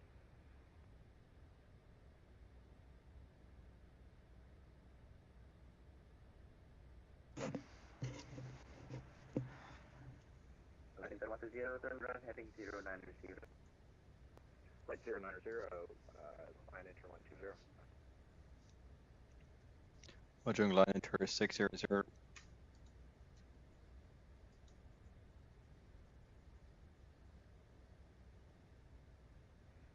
Line enter 600. Sorry, we just wanted to check if you have any delays on arrival into Ambon. Air 600 ASM, we had a couple of go arounds and now the arrival sequence is quite busy. Roger, line enter 600. Thank you. All right, speed window is open, and we'll fly at Mach decimal 7.6. I mean, there's no point speeding away into a there's no point speeding away just to go and hold, you know. So let's keep Mach decimal 7.6 for cruise. SA 054, we're ready for this. And it's gonna be the same for descent, Mach decimal 7.6, and we'll cross over into 250 knots. There we go.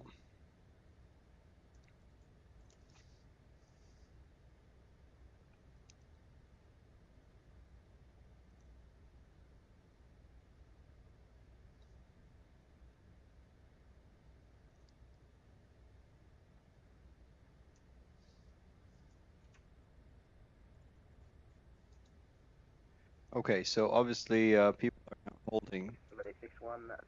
So I need to go find a good place for us to hold. So at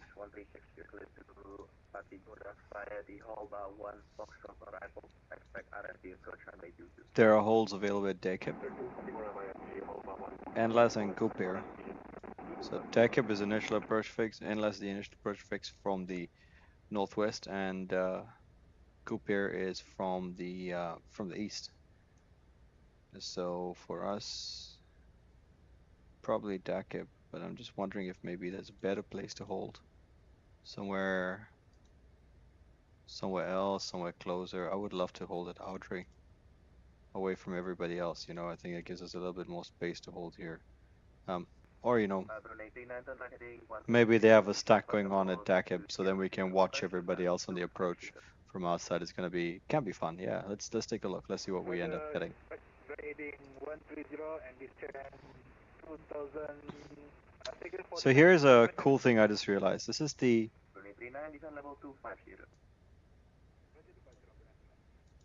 the most eastern part of Indonesia, right? Let's say. And all the way until the most western part in Medan, Banda Aceh, sorry. Where's Medan? Medan is somewhere else. That is about the same distance as the UAE to Western Europe, or the same distance as, say, a hub like the tip of Western Indonesia to the Middle East is the same as going across Indonesia. So it's massive. And we're just doing a small part of it, like an hour and a half here. That'd be an hour and a half, that's 3, 5. I think it's like a good 7 hours to fly across Indonesia. Half of which would be probably with Ujung control. massive FIR.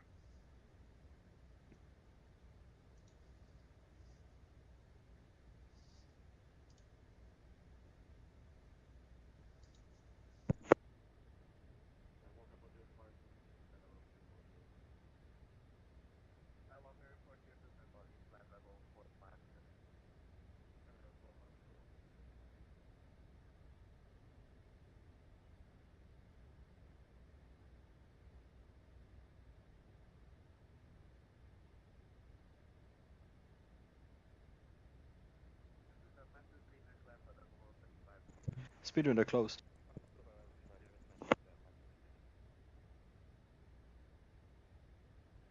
Alright, so you know what? Since it seems that we are definitely gonna hold, we're gonna see the hold at deck hip, which is, let's go see what the hold is at deck hip. 091 inbound with, let's see if that corresponds with the star plate as well. 091 left turns, okay. 091, let's put that in the FMC with left turns. We'll do 1 minute outbound, or we're going to be above flight level 140. It's going to be 1.5 minutes outbound. And as you can see, we have about 3 hours of holding fuel available, and the best speed is 222, which is about close to our minimum clean speed. I'm not going to execute this yet. I'm going to erase that. In fact, I just wanted to know how long we could hold for. And that's, we have that information now.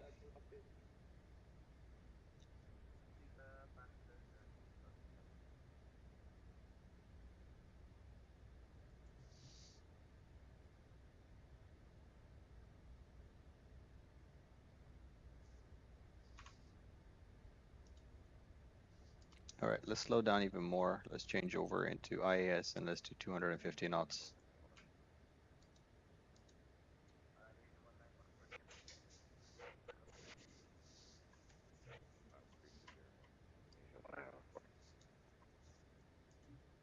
Let's get up the volume for the traffic so hopefully you can hear.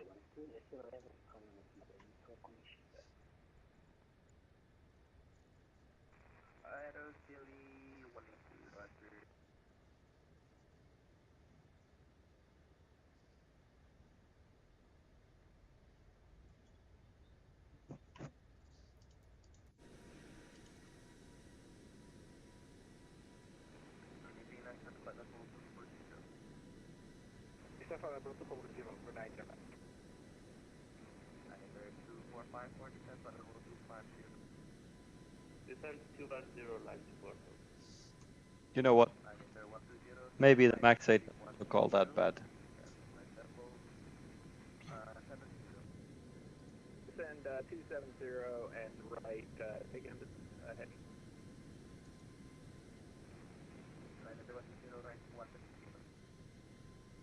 130 and down to 270, line enter 120. Indonesia 191 continue descent for level 29. Indonesia 290, Indonesia 1914. You see how the VSD now doesn't say runway data because you set the arrival runway. Turn right heading 180 over 90. That's not consistent with real world behavior. IRL, even if you don't load the runway, that would still be, it wouldn't show runway data.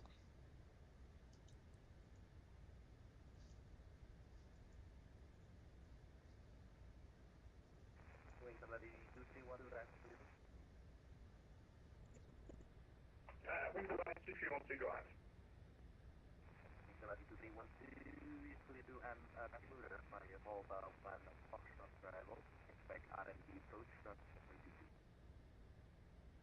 Click the passing mirror by the Holbo 1, Foxtrot's arrival, expect RMP, runway 22, wing the line 2312.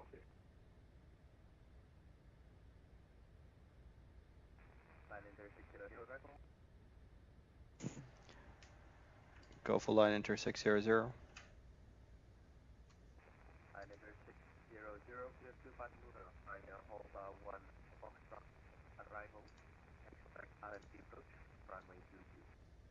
Clear to Patimura via the Hobla 1 Foxtrot arrival. Expect RMP approach runway 22. Line enter 600.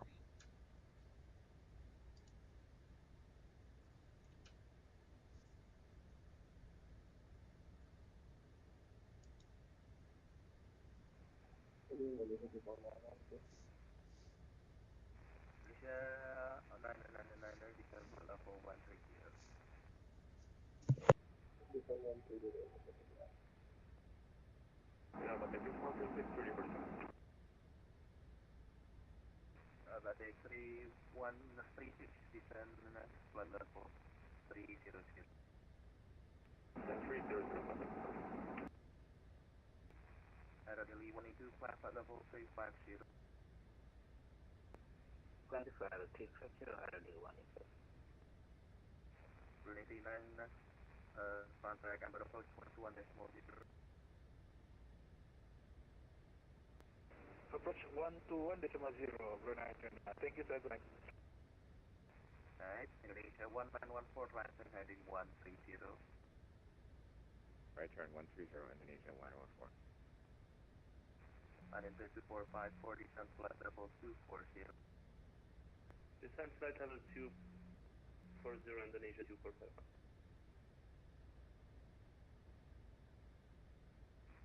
Lisa 500, descent flight level 310.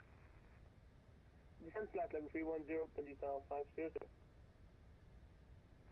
Lisa 120, descent flight level 260. Descent 260, line enter 120. Indonesia 191, descent flight level 280. Descent follow 280, Indonesia 191.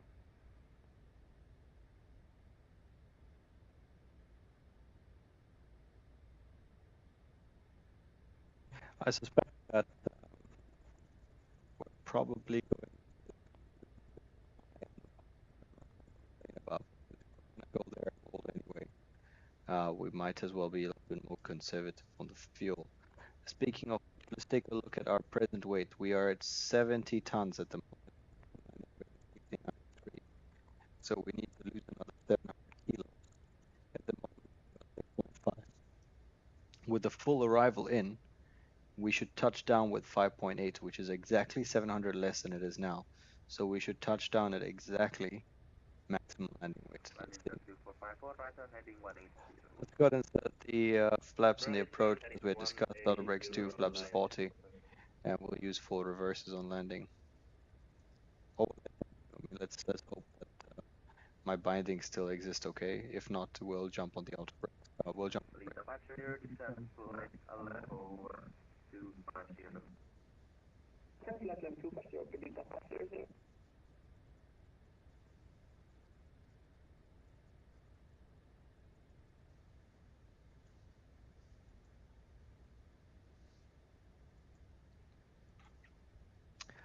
Let's look a little bit more at Indonesia.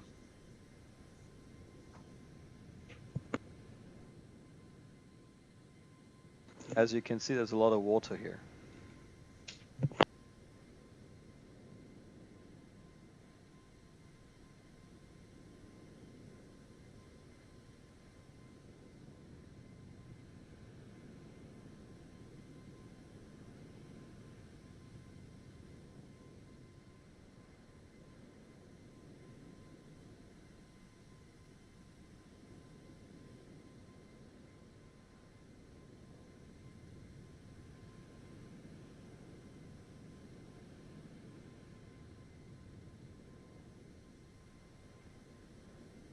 Line 245 for contact. Ambon approach 121.0. Approach on 121.0 for line 245 for bank space. Yeah. Yeah.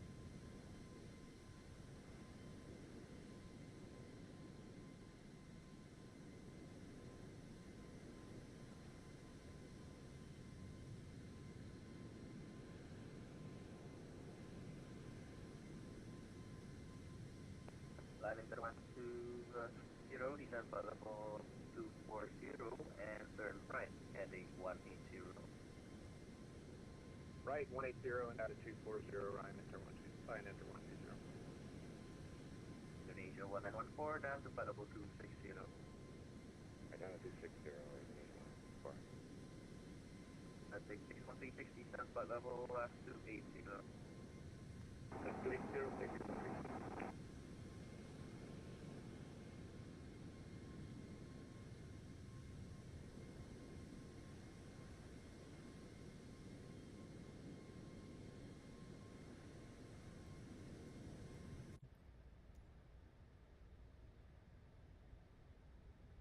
All right, so let's go ahead and do our descent checklist and procedure. So fuel pumps, center pumps are off. We're going to be using the main for the arrival. In terms of landing altitude, 310 is a flight cruise level.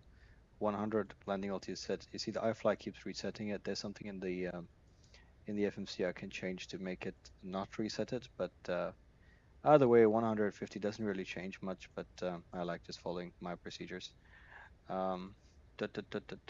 Frequency will not be set.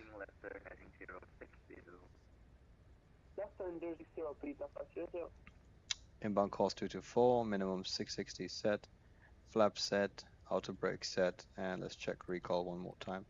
And we'll do the descent checklist. Descent checklist, pressurization, landing altitude, 100 set. Recall, we just checked it now, everything is okay, no system malfunctions. Auto brakes, level 2. Landing data, VRF and minimums, VRF flaps 40, 141, minimums 660, set. Approach briefing completed. Descent checklist complete.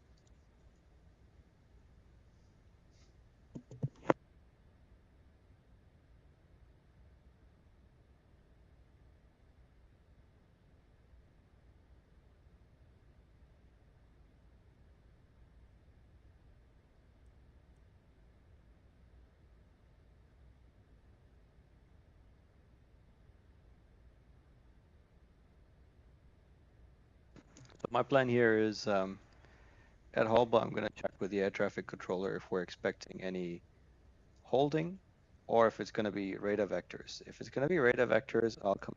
90120, contact Ambon approach 121.0. Approach on 121.0, Ryan, line enter 127, thanks. And if it's going to be a holding, I can delay. 1914, descent flight level 240, and turn right, heading 180.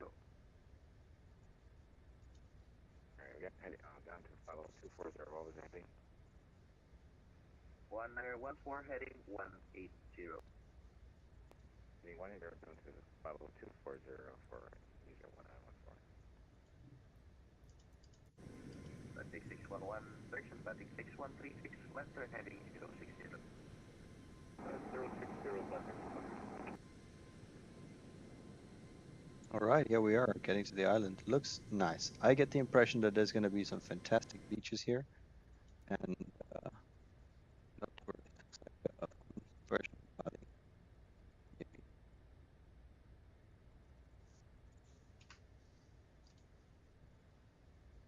I gotta say, I'm starting to feel a little bit like going to Bali now, or Thailand. Definitely visit Thailand. Amazing, great time, great place, lots of fun.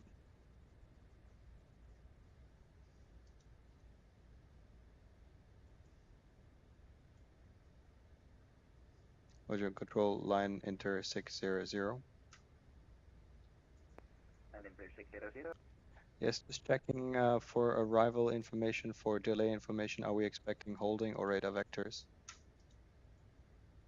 Enter 600, radar vectors all the way. Okay, wonderful. Line enter 600. In that case, request descent. Enter 600, can descend flight level 280. Descend and maintain flight level 280. Line enter 600. 280 set. Data 500, right turn heading 090. Go back to VNF. 500.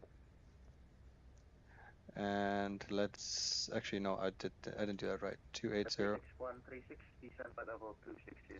Let's change over 240. Let's do Indonesia 1914, over to approach 121.0. and 240 knots. descent. Have a good night. 1,000 foot per minute descent. It's only Good night. 3,000 feet to go, so not a big descent by any means.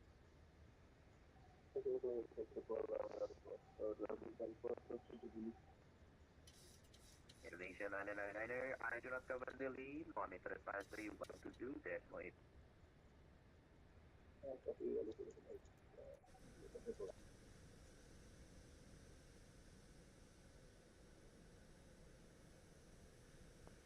Lita 500, descent flight level 240.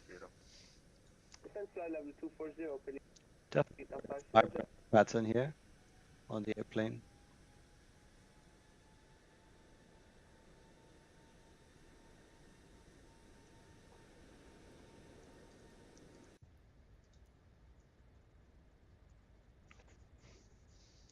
And you know what? While we're just flying around, why don't we go find out what we can about this island? Maybe there's some interesting facts about this place that we can maybe share. All right. Lita 500, turn right heading 120.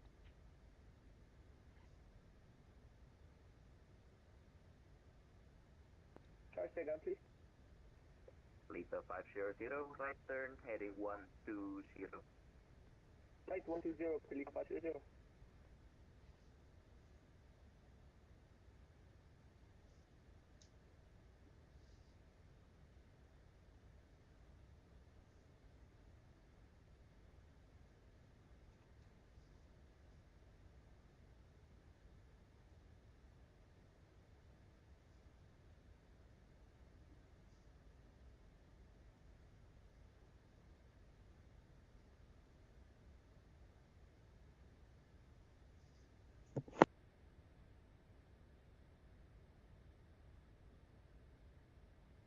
All right, about 1,000 to level. Let's go ahead and set 500 foot per minute. And because you're flying a little bit closer to the bottom of the amber band, I want to protect Lita 500, descent flight level 200. from speed instability Descent flight level 200, Lita 500. and any turbulence. 6136, right turn heading 090, and Excuse descent me. flight level 230. Right 090, descent 230, Yet to prevent from any turbulence that causes speed from dipping into the amber band and it not being able to recover quickly enough, I'm going to go ahead and select the upper thrust limit to maximum continuous thrust. So the aircraft can go all the way up to max continuous thrust if she feels the need to. We're flying super slow here just to, I mean, there's no point in going fast somewhere just to wait, you know, so we're going to take our own sweet time. These are things I do while flying that I don't do while driving. Like when I drive, I see a red light, I go fast towards a red light, and I just can't explain that kind of behavior. I really don't know why I do that. Just makes a lot more sense here while we're flying. All right, we're about to level off at 280.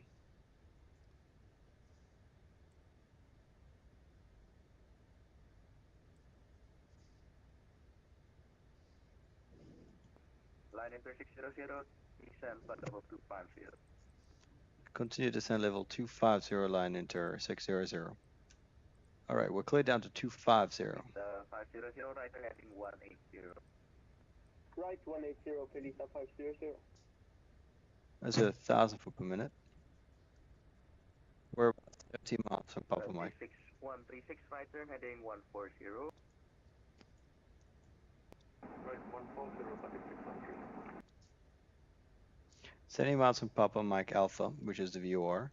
If we were doing a straight in, I would have tried to do about 180, flight level 180 now. But if we take a look at how many track miles we actually have to run, it's close to 100. So being at level 300 would have been ideal. To get there, you take your number, multiply it by 3. So say you get 90 miles to go, you multiply by 3, you get 270, which is what flight level you should be at should you want to make a nice approach. That doesn't take into account the need to decelerate, but at the moment we're already at 240 knots. But if you want to take into account deceleration rate, you can work on roughly 10 knots every mile. and until you can select flaps 1, after which there's a lot of drag available, so it can slow down very quickly. 121, this is 0, Pelita 500, 507, standby. Goodbye. 566-136, right turn, heading 180, descent flight level 200. All right, let's go back to 5 minute. There we go, set. And it went back to cruise for whatever reason. Let's go ahead and select max continuous as the upper limit as well. In fact, those two numbers might be the same. 92.28, yeah, a little bit more. And you'll think it's not a lot of percentage, but every little bit helps at higher altitudes. Boeing defines high altitude as anything above level 200. And at high altitude, because of how thin the air is, the thrust produced is just a fraction of what we make at sea level. Because at sea level, the engine displaces so much air, produces a lot of thrust. And at this altitude, because there isn't as much air to displace, it doesn't produce as much thrust. So you'd be surprised at how 6136, contact approach 121.0.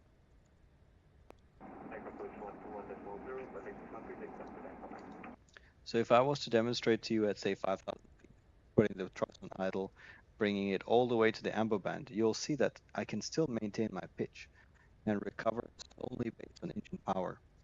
But at these higher altitudes, that's impossible. Like if I go all the way to the amber band, it's unlikely I'll be able to recover with only power. I'm going to have to trade quite a lot of altitude to make up for the speed as well. Which is why we're selecting continuous, just to do that. 600, leave post 3 heading 080. Post 3 heading 080, line inter. All right, so post 3 is our next waypoint, and we're going to maintain our present heading, which is 080 anyway. And we leave post 3 that way. Aero delay 182, radar clearance is available.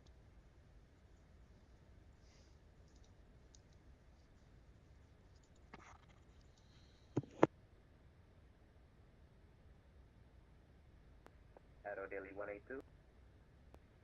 Aero delay 182, go ahead, sir.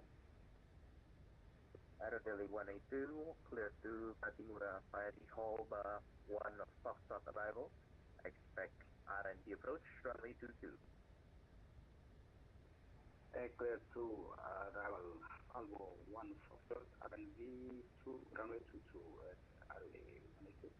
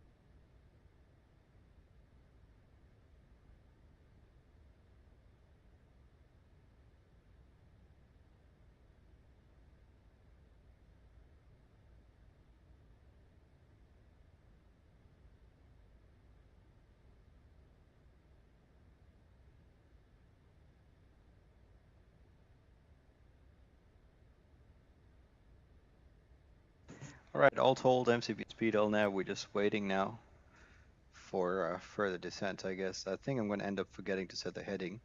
So let's go ahead and go ahead and select already 080, straight on. Line 600, descend flight level 200. Descend flight level 200, line enter 600. Quite a bit of turbulence. You can see the yoke swinging there. 200. Set. Let's continue this descent on VS. There's no need to rush. 1,000 per minute, 5 minutes, we'll be there.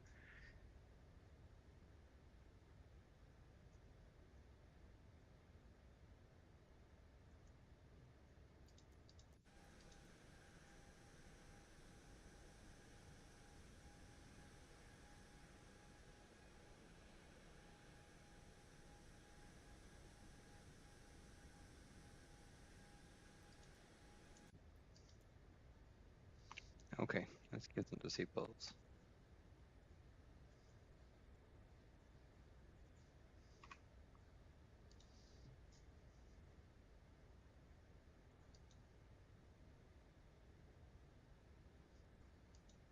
So this is supposed to be a short flight. We've been flying for an hour and 13 minutes. Well, airborne for an hour and 13 minutes. And in total it's supposed to be an hour and 25. So we've got another 12 to make it down. And honestly, I don't think we will. I mean, I've reduced to 240 knots ages ago, and here we are just creeping along in turboprop territory with a jetliner. Not going to complain. I love events. That being said, the airport should be somewhere around there, if I'm not mistaken. So that's a city. That's Ambon itself, the island, and I think the airport is on this corner, right below this mountain. Not range. This yeah, I guess it's this ridge, you know. So somewhere along on that coast there.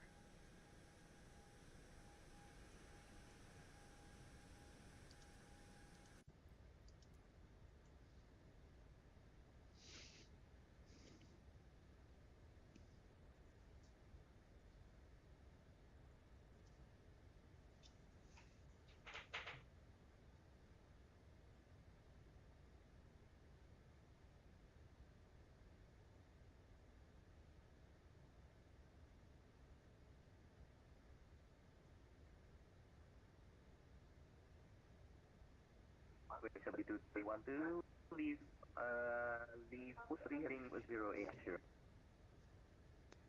Lead push 3 heading 080, wings about 2312.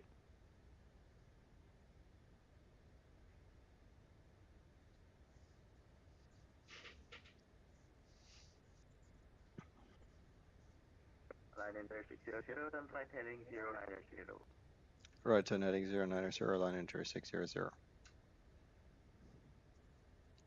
Heading 090 is set.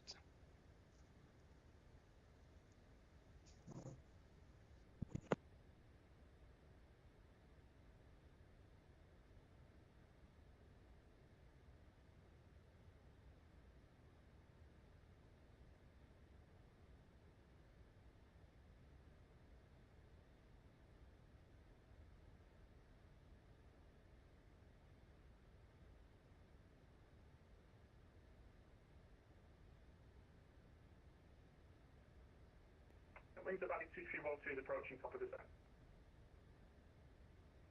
Wings Avali 2312, you can maintain 170 for now. I'll get you vectors to the Roger, maintain 170 for now. Expect vectors 2312.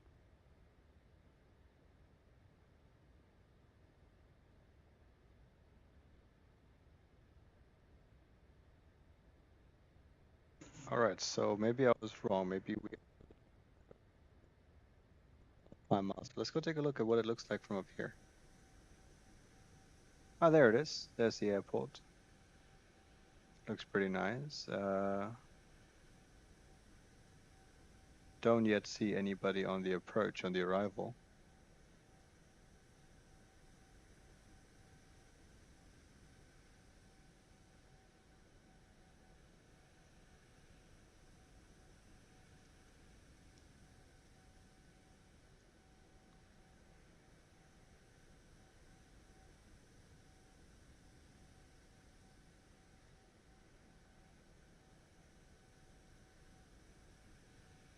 I might be wrong, but this looks almost like a golf course.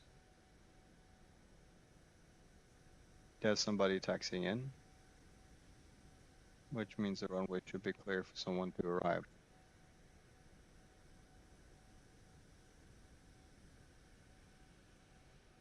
Well, don't see others. At flight level 200, the speed should show up for the flaps. There you go. That's the up speed.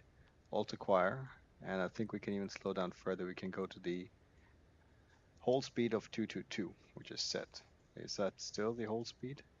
No, recommended best speed for the hold 224. That's set. Even though we're not holding.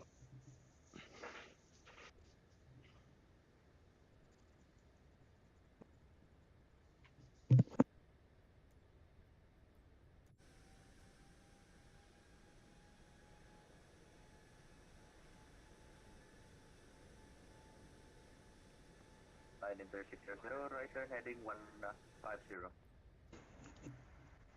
Right turn heading 150, line enter 600.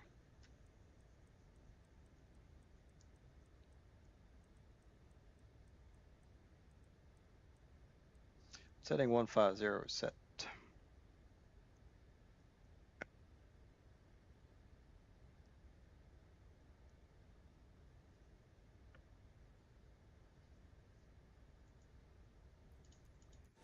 Sabari 2312, right turn heading 090.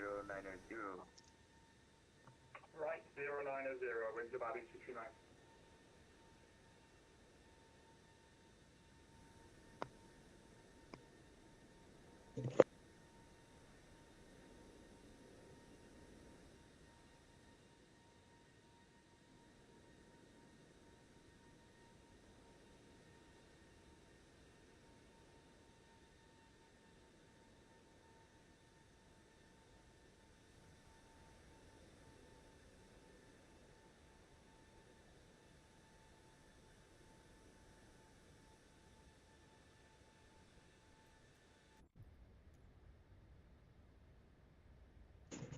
Well, you can see how the RMP and AMP have changed 125, 129. So that's what happens if you're unable to maintain your required navigation performance. For example, you see there it's 125, 129.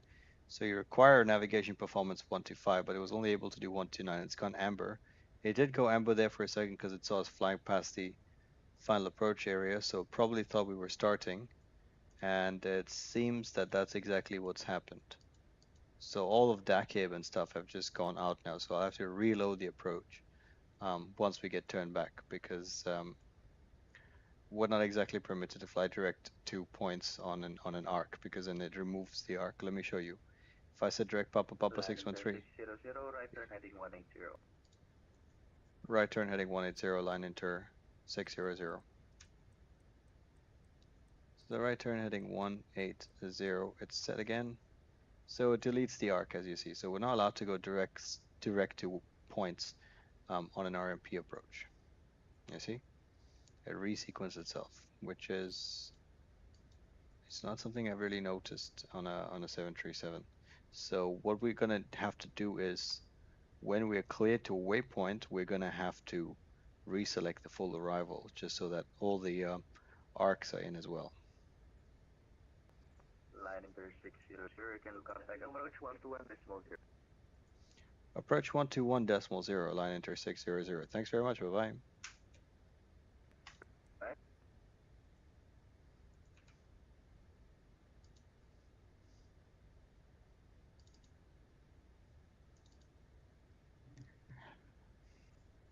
Ambon approach, hello, line enter 600, flight level 200, maintaining heading of 180.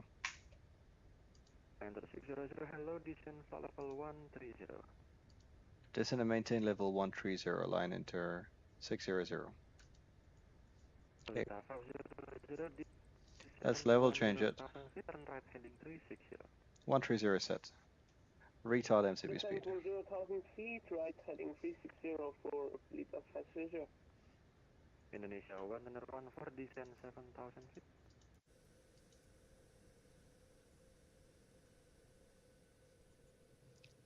Indonesia 114, descend 7,000 feet.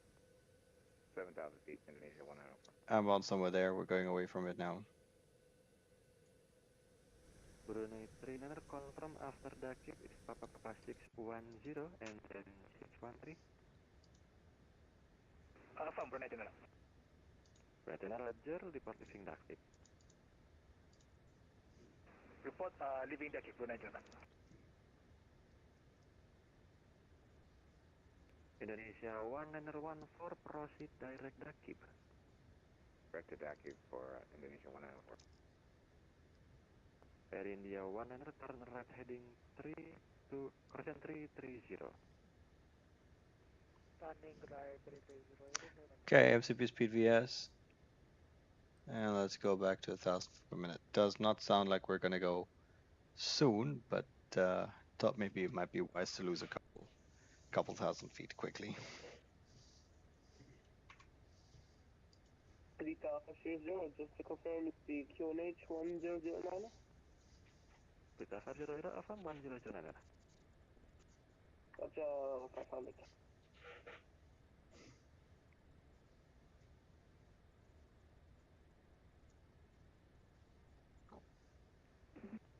Ambon to push, Brunei General, report leaving the keep. Brunei trainer, thank you. Contact tower 122 decimal to safe landing cap. 122 decimal 2, Brunei General. Terima kasih, Mas. Selamat malam. Sami-sami, selamat malam.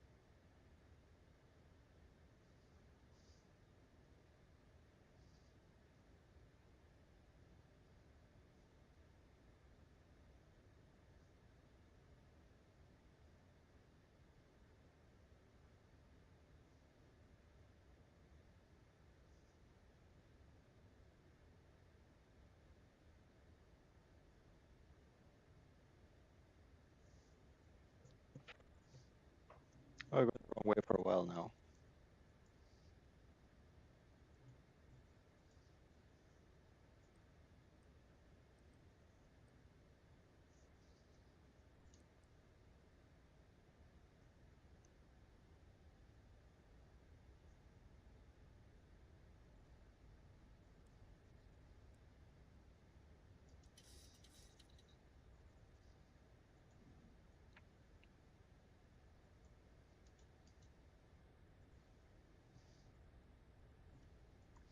All right, we're far away enough from the arrival.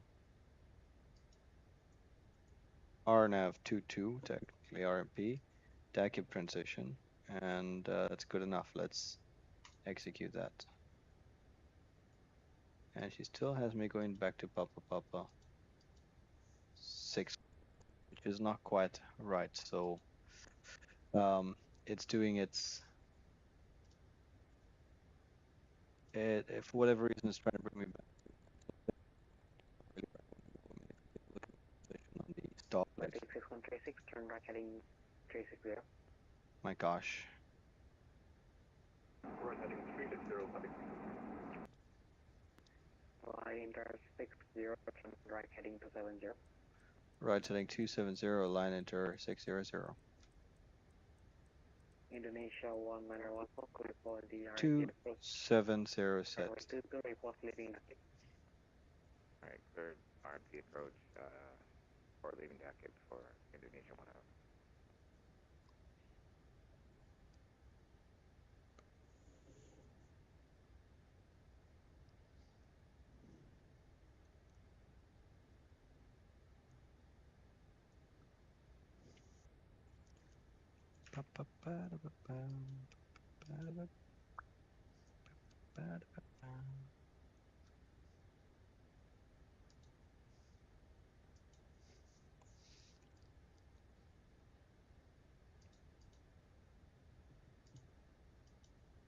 Pelita 500, descend 8,000. Descend 8,000, Pelita 500. Air India 1 minor, proceed direct taxi. Proceeding direct taxi, Air India 1 That's speed 222. It's a 222 now. So it looks like really wide Batik 636, descend box 10,000, patterns. QNH 100 minor. And 100,000 page 109 Ambon, approach hello wings about 231 feet, heading 180, information Charlie. Wings about 2312, hello, descend level 130. Descend 130, wings about 231. Indonesian 114 dispatch over Dakar. Indonesia 1 minor 1 full contact tower 122 decimal 2 gray. 122 decimal 2 for Indonesia 114.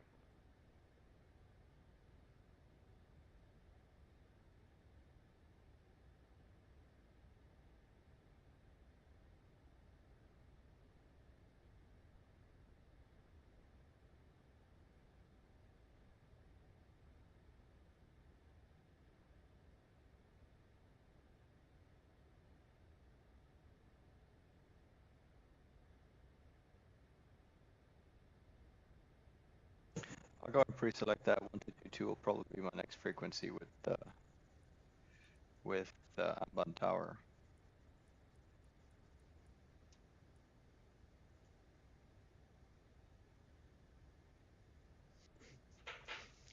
Well, so all the savings that I've been making with managing my descent, I've just thrown all of that away. I'm only about 900 above my path. At one point I was 10,000, I think even more. But yeah. Let's see if I can reselect the arrival now.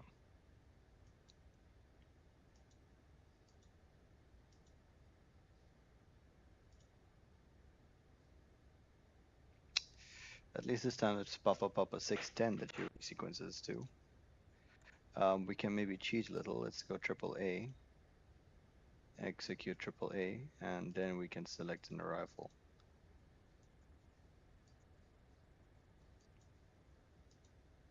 Perfect. Air India 1 minor, clear for the RN. The approach runway 22, report leaving Dakar. cleared for RNP, approach runway 22. So this way it's obviously the path isn't accurate, but this way I just select DACAB next and I'll be able to go straight there. Pelita 500, descend 7,000. Descend 7,000, Pelita 500.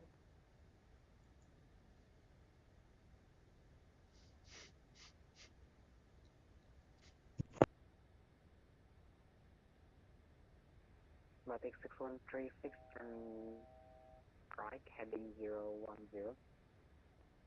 Front 010, Batik 613.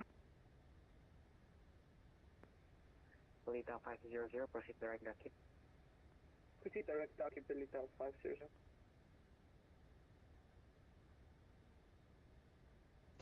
Obviously the numbers here are not right. It says 7,800 miles to Triple Alpha.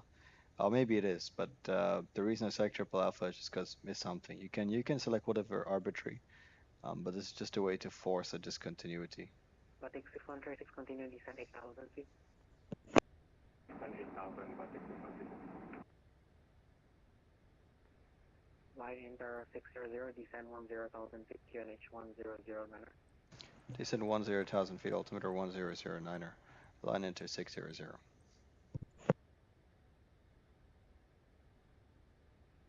Line enter 600, descend 10,000 feet, QNH 100 minor.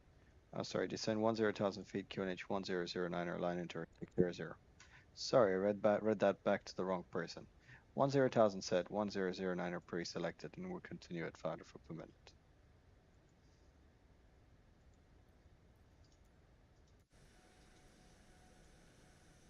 Approach Air India 1 minor, leaving Dakar. Air India 1 minor, roger, contact tower 122 decimal 2 gray. Contacting tower 122.12. Have a good day. Bye-bye. Thank you. Transition levels 130, we're passing through. Transition, oh sorry, transition level altimeter 1009er is set.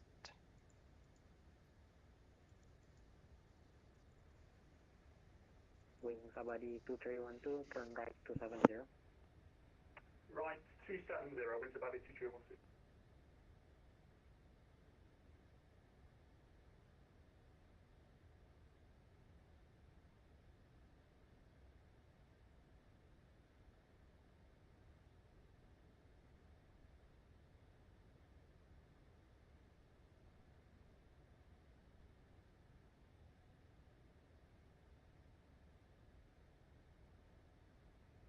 Line inter 600, turn right heading 340. Right heading 340, line enter 600. Heading 340, set.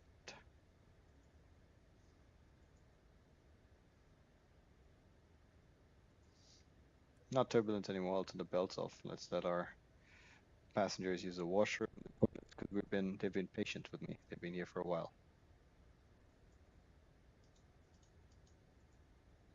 Maybe I can pull some circuit breakers. Batik 6136, turn right 030. Right 030, Batik 600. There's a very popular one, the MMR. Needs to be pulled every once in a while. I mean, not on the flight, obviously, but if you are in areas of GPS jamming, and even though you separate your systems, your navigation systems from the GPS, it still updates things like your clock, and there's no real way to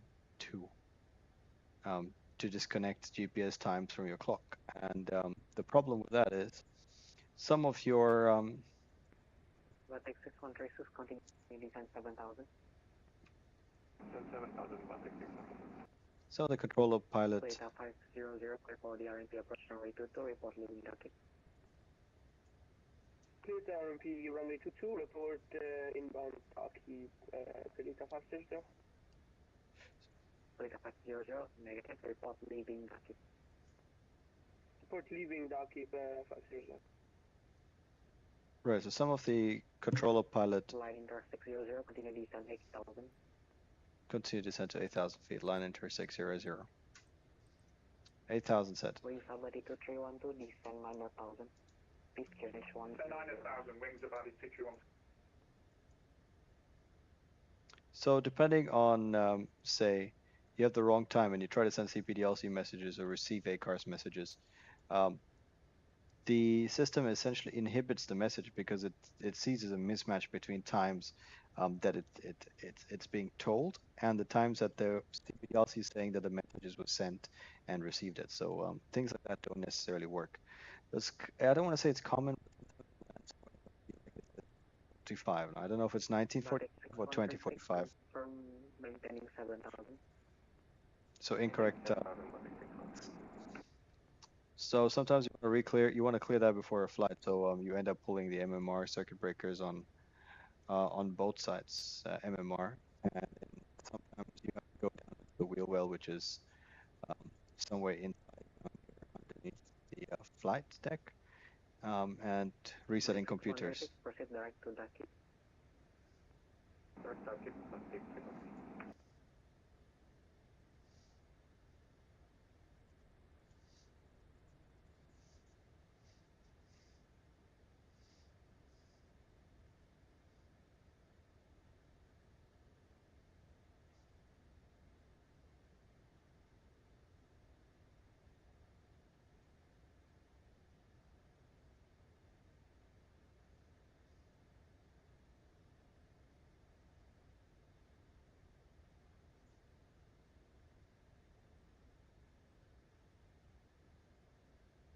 Delta 500, leaving Dakit.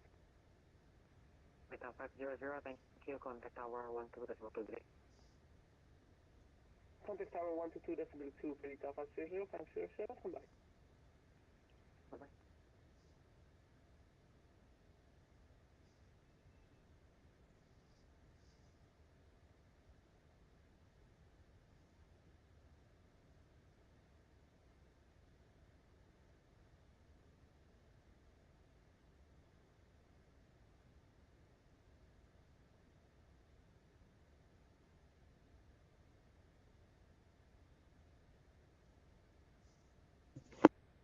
line enter 600, turn right heading 010. Right heading 010, line enter 600. Heading 010 is set. Wing somebody 2312, turn right 310. Yeah, wing somebody 2212, say again. Wing somebody 2312, right heading 310. Right 310, wing somebody 312. I'll tell you what, folks, I'm ready to land. Whether it's an RMP approach or ILS-4, doesn't matter. I'm very happy to land soon. To the airport.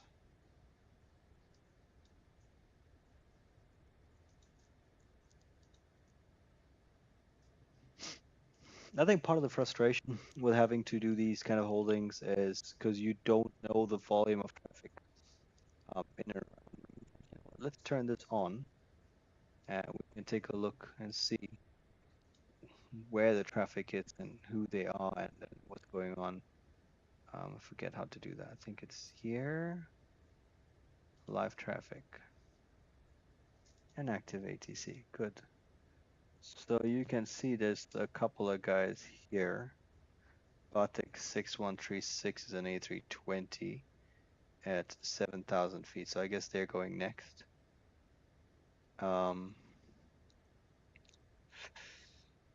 This is Delta Tango Lima 182. They're at 25,000 feet, so they're definitely not going next. This at 7,300 feet. I don't know what the call sign is or any of that. Oh, Papa Alpha Sierra 500. So I think it's them first because they are at 7,300. These guys are close to 7,300 as well. And I'm being followed, I suppose. That's probably why they need so much space, because you need to make enough space for someone to arrive, backtrack, and vacate. That's. Batik 6136, clear for the runway 22, report leaving Daki. Clear for the RMP approach runway 22, report leaving Daki, Batik. Line enter 600, turn right heading 050. Right heading 050, line enter 600. 050 set.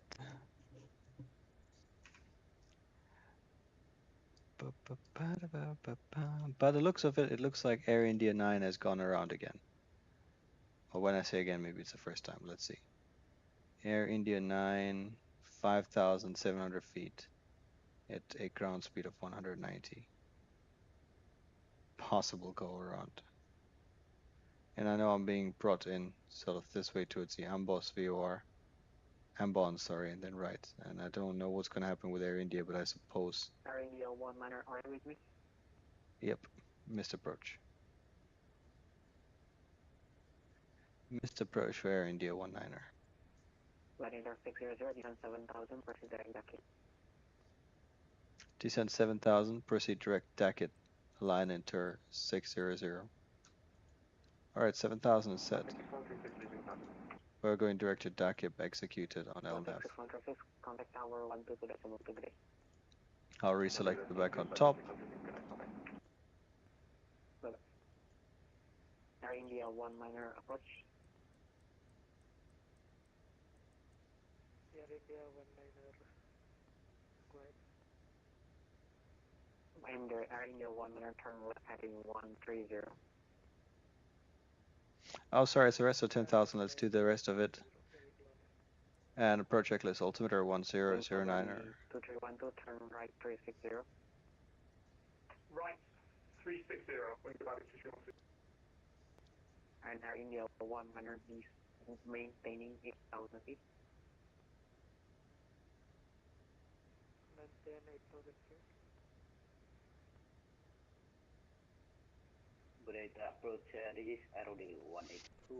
I get the impression that the Air India doesn't sound entirely confident about the maintaining 8,000 feet. Hello. Continue descend level 130. Turn right heading 260. 260 on heading operation descending to 180. ROD 182. Daily wanted to confirm descending to level 130. Affirmative 1300. ROD 182. Thank you. ROD 182, please say again for the heading, sir. Aero Daily 182 heading to 270, Connor. 27, heading 270, ROD 182.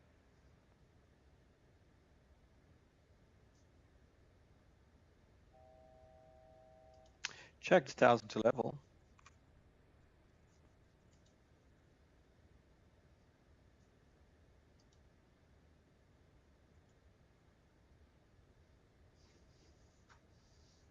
Oh, we're finally getting here, so we can maybe see another view of what's going on at the runway. Wings about 2312, descend 8000.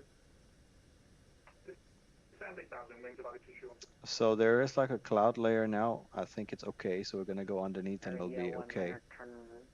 As long as it doesn't drop further.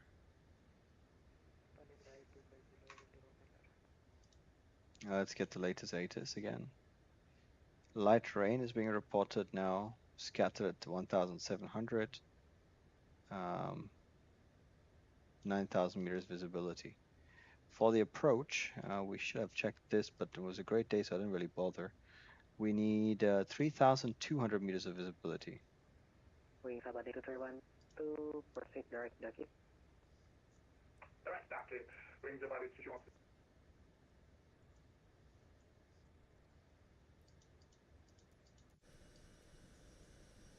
There's the airport. That's where we're gonna land. We just have a long way to go around, but yeah.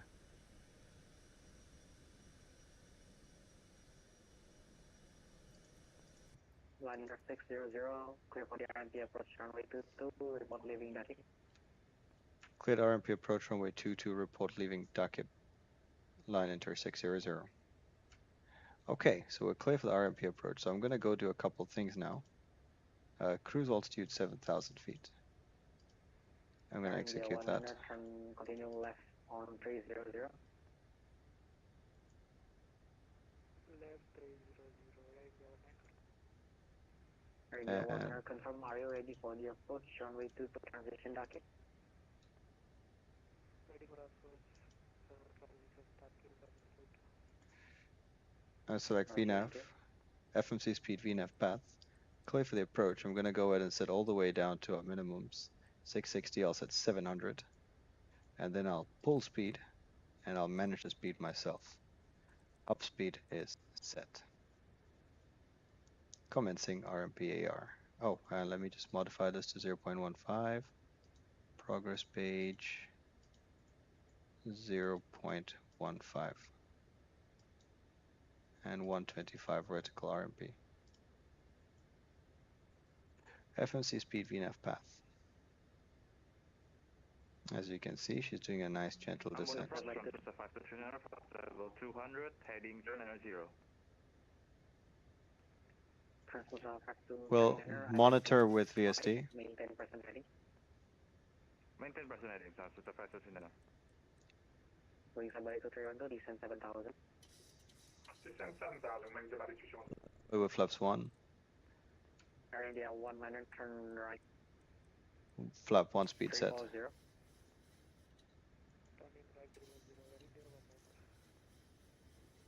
Line enter 600, pass position Dakip, commencing RMP runway 22. Line enter 600, thank you. Contact tower 122.2. Tower 122.2. Thanks very much. Have a great evening. Switching to 1222. Wait. Alright, the speed is running away from me a little bit. I think it might be wise to get the gear down for speed control. Remember what I said about overshooting and undershooting the RMP, and so having a good eye on your speed is important. She should level off at 5.5, which she has. Next is 2,800. Let's go for flaps 5. And we can set 180 knots. Drag required? Not really. We don't require drag.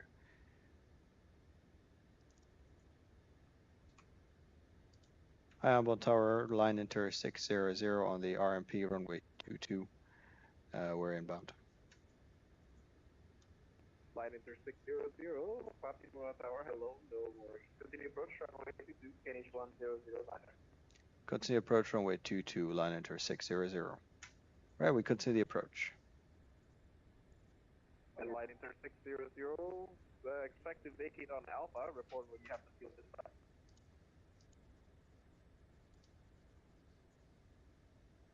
Okay, we'll report field inside, and we're most likely unable. Alpha will have to do, if you allow us, we'll stop as fast as we can, and then we'll do a 180 on the runway before the turn pad. Okay. Line enter 600, roger, no worries. Just land however you're comfortable with. If you need to use the whole runway, it's available. Okay, thanks, line enter 600. Well, we'll do minimum runway occupancy anyway. Thank you. Thank you. Okay, so I think Alpha is a bit unrealistic given with flaps 40. And we do need to take a look at brake cooling and all that. So let's see. Let's record this. I think it's going to look nice and pretty on when recorded.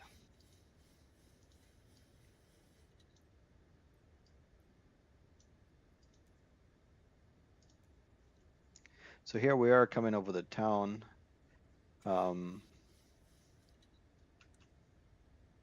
At this point, I'm going to arm the speed brakes and we can go for flaps 15. 15 speed is set. Major start switches are continuous. We're just continuing the approach at the moment, but it can get busy, so we're going to get all the lights on, prepare like we're almost clear land. Those ghost pointers show up, and it's very tempting to go ahead and select the approach mode, but once again, we aren't supposed to because of the curved nature of an RMP approach, let's say. By Papa 608, I want to be fully configured. So a little bit more to go.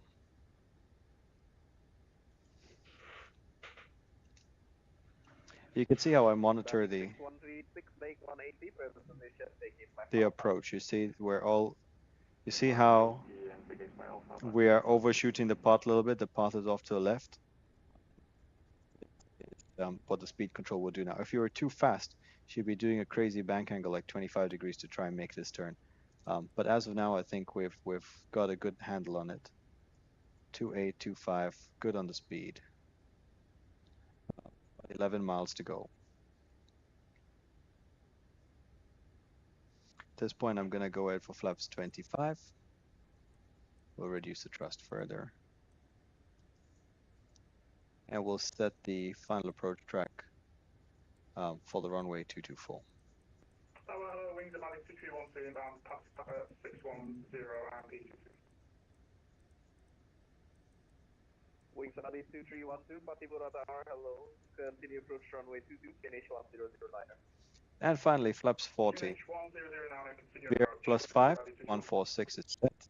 And now we are in the clouds. Indonesian 104 signing off. Thank you for the great event. Have a good night. 114, roger. Thanks for flying here. So here's something else with RMPR. I know it's quite tempting to want to do these curves manually, but we're not allowed to. So plain and simple. That's it. We're just supposed to monitor the performance. As you can see, 0.15, we're doing 0.02. It's really good nav performance from the airplane. And we'll do some altitude cross checks here. Papa 608 is where we start at 2,300, and that is our final approach point essentially. Batic 6136, expedite vacate. Expediting vacate, Batic 6136. Line inter 600, confirm runway inside. Negative, line enter 600. Roger, report when you have the field inside. Wilco, line enter 600. Got a few low clouds here, I guess. 25.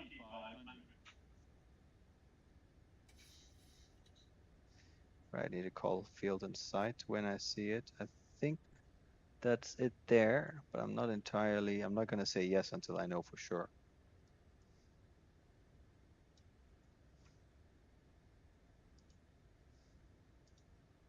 Batic 6136, welcome to Patibura. Continue back future ahead, 10 number 1.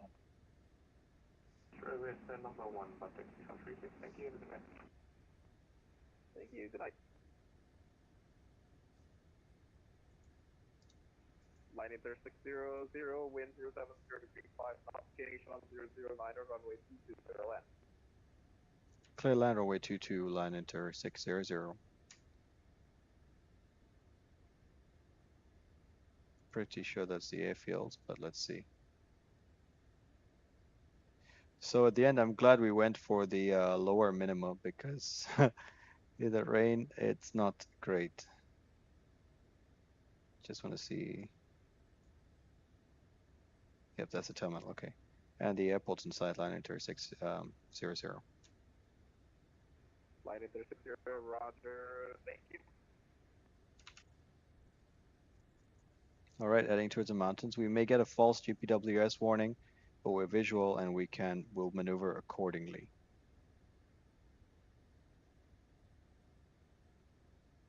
All right, let's not forget to set the missed approach altitude in case something goes wrong. Missed approach would be climbing to 7,000 feet. So I can wind this up to 7,000. And she's ready. We're through 1,000 feet, fully configured. 2312, expect to vacate on Alpha, report when you have the field in sight. Air 2 white, red. And let's go visual, which we're familiar with. Landing. Autopilot, auto throttle disconnected. We had a small overshoot. India 19er, when you are cleared for the approach. Wings level at 300. On your own discretion. I do not give descent clearances when you're on the approach. You can descend however you want. Continue approach runway 2. 300.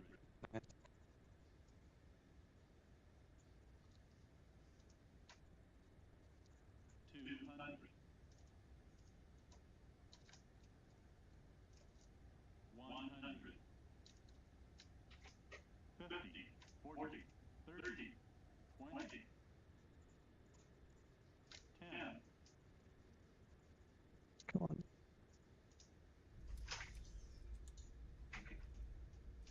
Speed brakes up.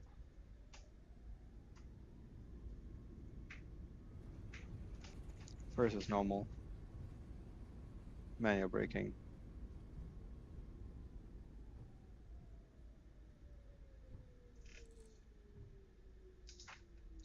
Line inter 600, request 180 at present position. Line inter 600, 180 at present position and route. No one will lock. Vacate left Alpha. Okay, 180 present position approved. No one wheel locked, and we'll vacate Alpha. Line inter 600. Okay, no one wheel lock. Okay, let's see if I can manage that. It's gonna be tight. Well, technically this is almost a one wheel lock, but we won't tell anybody. So they say no one wheel lock sometimes so that they can, let's say, prevent damage to the pavement, which is obviously the airport's best interest. But my... Wing 2312 tower. Wing 30, go ahead. Are you comfortable with directing to 605?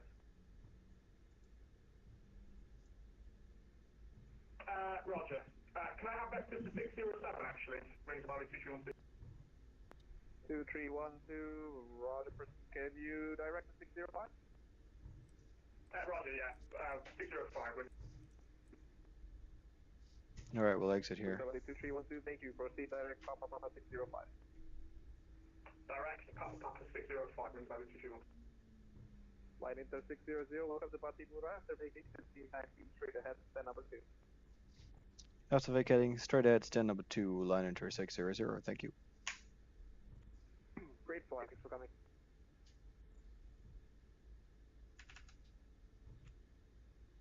Wings 2312, still don't have the airport time. Wings 2312, Roger. Last traffic call, airport inside is 3 miles.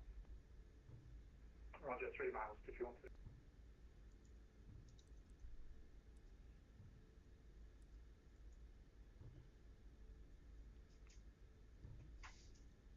TAR line enter 600 pilot information. Go ahead. Yeah, so we were at 3 miles, we were visual with the terminal environment, but if you're looking for the puppies, that was just right at the end of rollout, pretty close to minimums. 600, roger, copy. Thank you.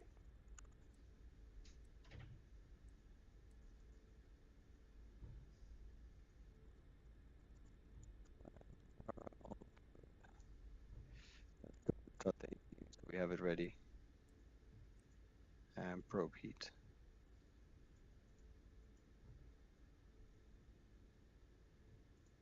Okay, we need to slow down here. Taxi lights can go off. Probe heat auto. And stand 2. Let's see if there's a GSX. Air India 19, roger, continue approach runway 22. Okay. So maybe I'm on my own.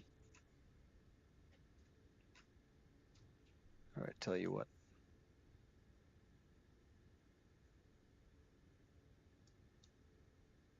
No, I'm on my own. So I'm just gonna make sure my wings don't clip this guy. Wings about 2312, have the echo in sight. Wings about 2312, thank you, wind 070 at 5, finish 1009, runway 22, clear land. Runway 22 clear to land, wings about 2312. Wing is clear.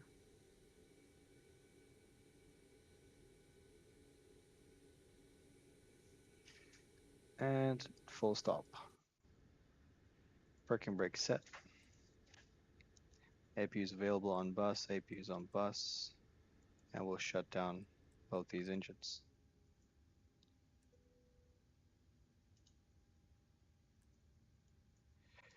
Woo! All right, guys, that was nice. That was fun. We're now in Ambon, which was definitely a good addition to Elite Wings. I'm pretty happy with how the Wings about 2310, looking a bit high, make sure you got the airport in sight. Yeah, roger, airport in sight, 2312, apologies. Roger, just make sure. What can I tell you? So pretty nice how the RMP approach ended up working out on the iFly Max. There was a part, the initial part of the RMP where I thought maybe she's being a little bit violent with it, but all things considered, I think handled very nicely. Going around. So, oh. 2312, roger, flight runway heading, climb to 7000. Guys, I go around. 27,000, flight runway heading, 2312. Okay, so it would be nice to compare what went wrong there, because that airplane's also a lot slower. Should have been able to slide it in neat. Air India 19, wind 070 degrees, 5 knots. And I think we can also watch the Air India go. Let's reset our drone position here. Tower, good evening, Transnusa 5239, 7000 feet. And let's go watch the Air India land. Transnusa 5239, continue approach runway 22, selamat malam. Continue approach runway 22, Transnusa 5239. In the meantime, we can stop my recording. It was 12 minutes. And I think I would love to watch a replay. So let's just turn these on. Pumps back on. Those pumps I left on, I should turn them off. We can turn these off. And we can get the engine started again. For the approach, we are, next waypoint is Papa 613, so Transnusa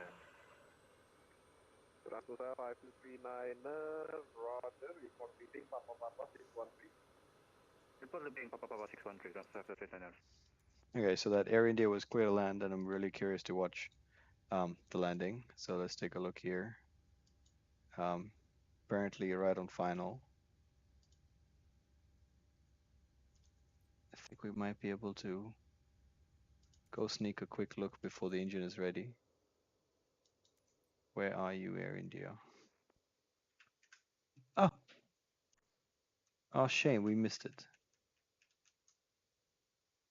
Okay, anyway. Yeah, so I was talking to you about earlier in the start. So when you load in on the Air iFly, it India 19, obviously take starts. 180, present position, take it left Alpha. Turning 180 second Alpha. Air India 190. So the engine starts cold and everything's appropriate. Transducer But 5239, IRL, it needs a little bit more time to motor and to bring the EGT below whatever it needs is whatever it believes is the best temperature. I don't actually have access to what that information is. All I care about is wait for the motoring to go. I mean, if you notice it's already much longer. It can sometimes take up to a minute and a half. And this is usually how you're finding the planes, right? Like just used, parked, and quick maintenance, and off it goes again. So it doesn't have enough time to quite dissipate the um, the heat yet.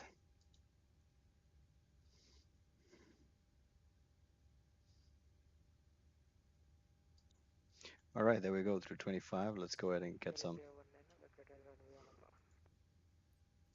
Alpha. Air India 19, welcome to Patipura. Continue taxi straight ahead, the number 1. Number 1, taxi straight ahead. Air India 19. Please well.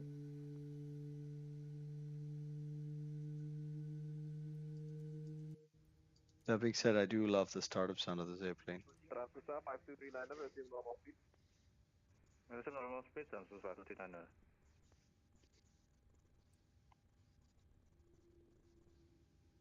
Wings about 231, so confirm present heading, okay.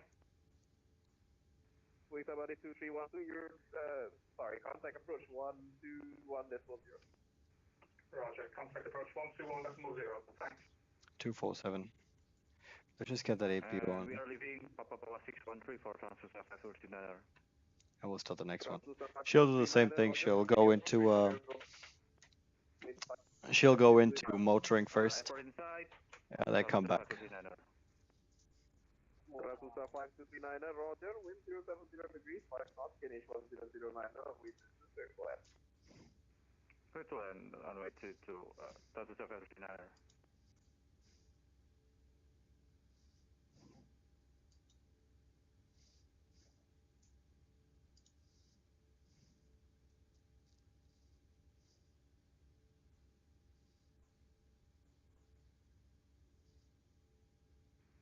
Tower Air India 19, thank you for your service and have a good day. Bye bye. You too, bye bye, thanks for flying.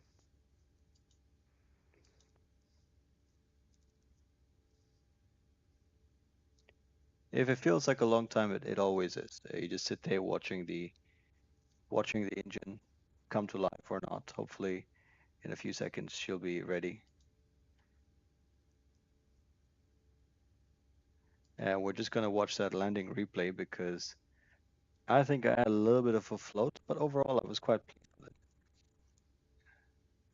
it. When the iFly initially came out, this sequence was a bit too quick. Now this is a little bit more realistic, and I say that because you start watching the engines on start, you see the motoring, you watch all of these little needles going around, and then you kind of spend 30 seconds looking around, talking shit, waiting for Christmas, and it still says motoring. So it's captured the emotion of it very well. So good job, iFly. I am desperately bored waiting for it. Nevertheless, vacate this parking position. There's not a lot of stands available. Traffic controller, and we'll watch our replay offline.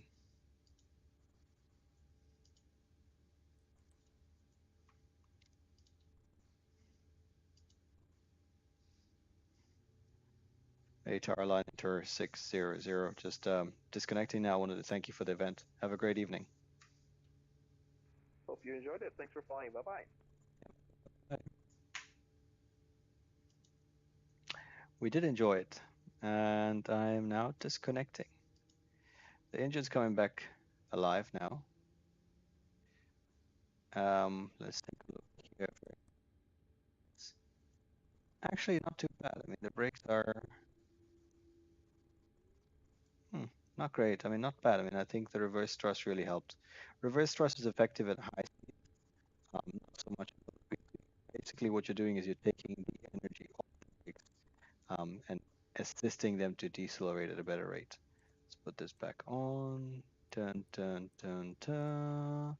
You can go off, continuous, continuous. I did a flaps 40 landing. We can go ahead and set flaps 40 all the way. Or I do believe when I started recording, we were at 15 maybe.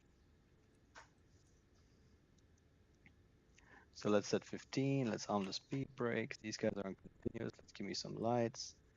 All the lights I remember saying. And we can watch the replay. Pretty sure the gear was down. And 3, 2, 1, replay.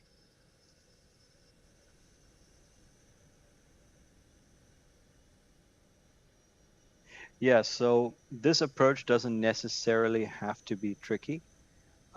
There were a few things that maybe we could have discussed ahead that I didn't really foresee, I'll be honest. One of them was, if you look at this chart here very quickly, is how close you actually end up with the mountain. Not much about how close you are, but it's the trajectory towards the mountain. You're at about 2,300 feet point that you traded the mountains. It would have been wise to brief about the potential for false GPW as warning. The other I'll take a look at the real weather, nothing. Let's take a look at the METAR. Light rain scattered at 1,700, which is exactly what VATSIM is reporting as well. Well, it's a lot lower than scattered 1,700, but I think rain that's reducing the visibility. It's still 9,000 meters. But that being said, without a full lighting system, it was difficult to make out the entire runway environment. And I'm not going to say that the runway is in sight or the airport's in sight without it actually being in sight, because now you may end up misaligning yourself with somewhere else. So something new that you've definitely learned. I can show you something really cool here about the 737 MAX. So obviously a lot of the procedures are very similar to the NG design. They do not need to be retrained. So you're all familiar with MCAS, which essentially helps push the nose down at high angles of attacks, angles of assist the pilot. And it takes now data from two angle of attack sensors on both sides. It only works with the flaps out and flaps up, and the pilot can now and it's not at any point going to come back and override the plan. So anyway, the reason I was bringing up the MCAS was because of this. So the reason we needed the MCAS is that these bigger engines, needed to fit under the same wing, under the same landing gear. So what they did was they pushed the engine out forward and higher up. So if you look at the plan form now, you see the engine of the LEAP comes even over the wing before ducking under again. So what this does is it creates a high nose up angle in general for the MAX. How have they kept the landing geometry similar to the NG, as in you don't need to be retrained for landings, is with the use of these spoilers. When you see them here in landing configuration, they're slightly raised. And essentially what they do is they just give you that ever so slight drag. And this movement of the wing essentially causes the nose to drop a little bit. So your eye position in the flight deck looks just like the NG. So you won't be able to tell. The only thing you can maybe tell is once you're on the ground or just when you're landing, you feel like you're just a few centimeters higher off the ground each time. And it's normal, like if you go from a max to an you go landing and you smack it into the ground. All right, so let's speed this up a little bit. Maybe it's time for dinner soon. And over here, I believe I was already landing configuration. So let's go ahead and select flaps full.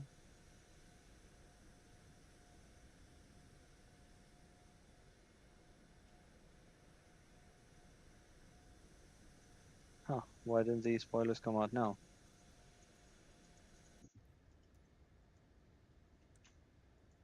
Let's go take a look. Huh, maybe there's something So here's something we should have briefed because we are pointing towards the mountains. I know we're not over it, but of course the potential for it to generate a GPWS warning. For example, let's take a look here. If I turn on terrain display and VSD, you see that? That's our seconds to impact essentially. So not seconds to impact, but at our altitude, we would impact the mountains in about 4 miles, 5 flying at 140 something knots. That's going to show up at almost no time. And I do think we got a caution terrain, which was expected, and could be briefed. So just over here, you see the approach lighting system. And I realized at this point that we may overshoot a little bit, which is why I have had to disconnect and fly manually from here. And that cost, I think, the initial terrain. We did end up having an overshoot of the center line, but it was corrected. There you go. That's the little overshoot we had.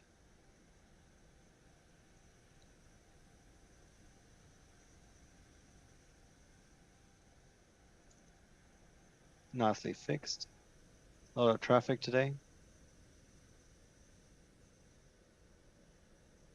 And about by 300 feet, we were already wings level. Everything was going according to plan.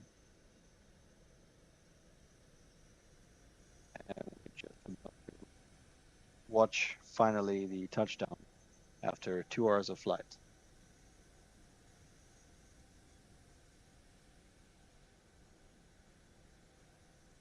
Here we go.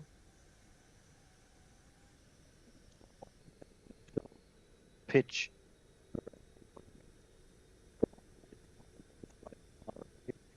And then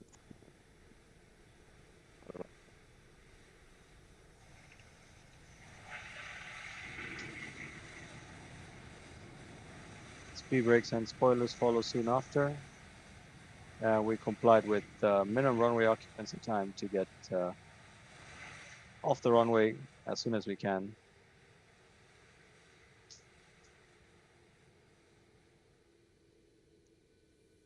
And then there was a 180 that we did here, where we were asked not to do one wheel lock, which I think we almost certainly complied with. Almost. Because I needed to reduce the, there you go. I do think we did a one wheel lock. Whoops. You see, that's what they mean by one wheel lock. The one wheel doesn't move at all or barely creeps, whereas the second one is the one that's doing most of the travel as we try to reduce our turn radius.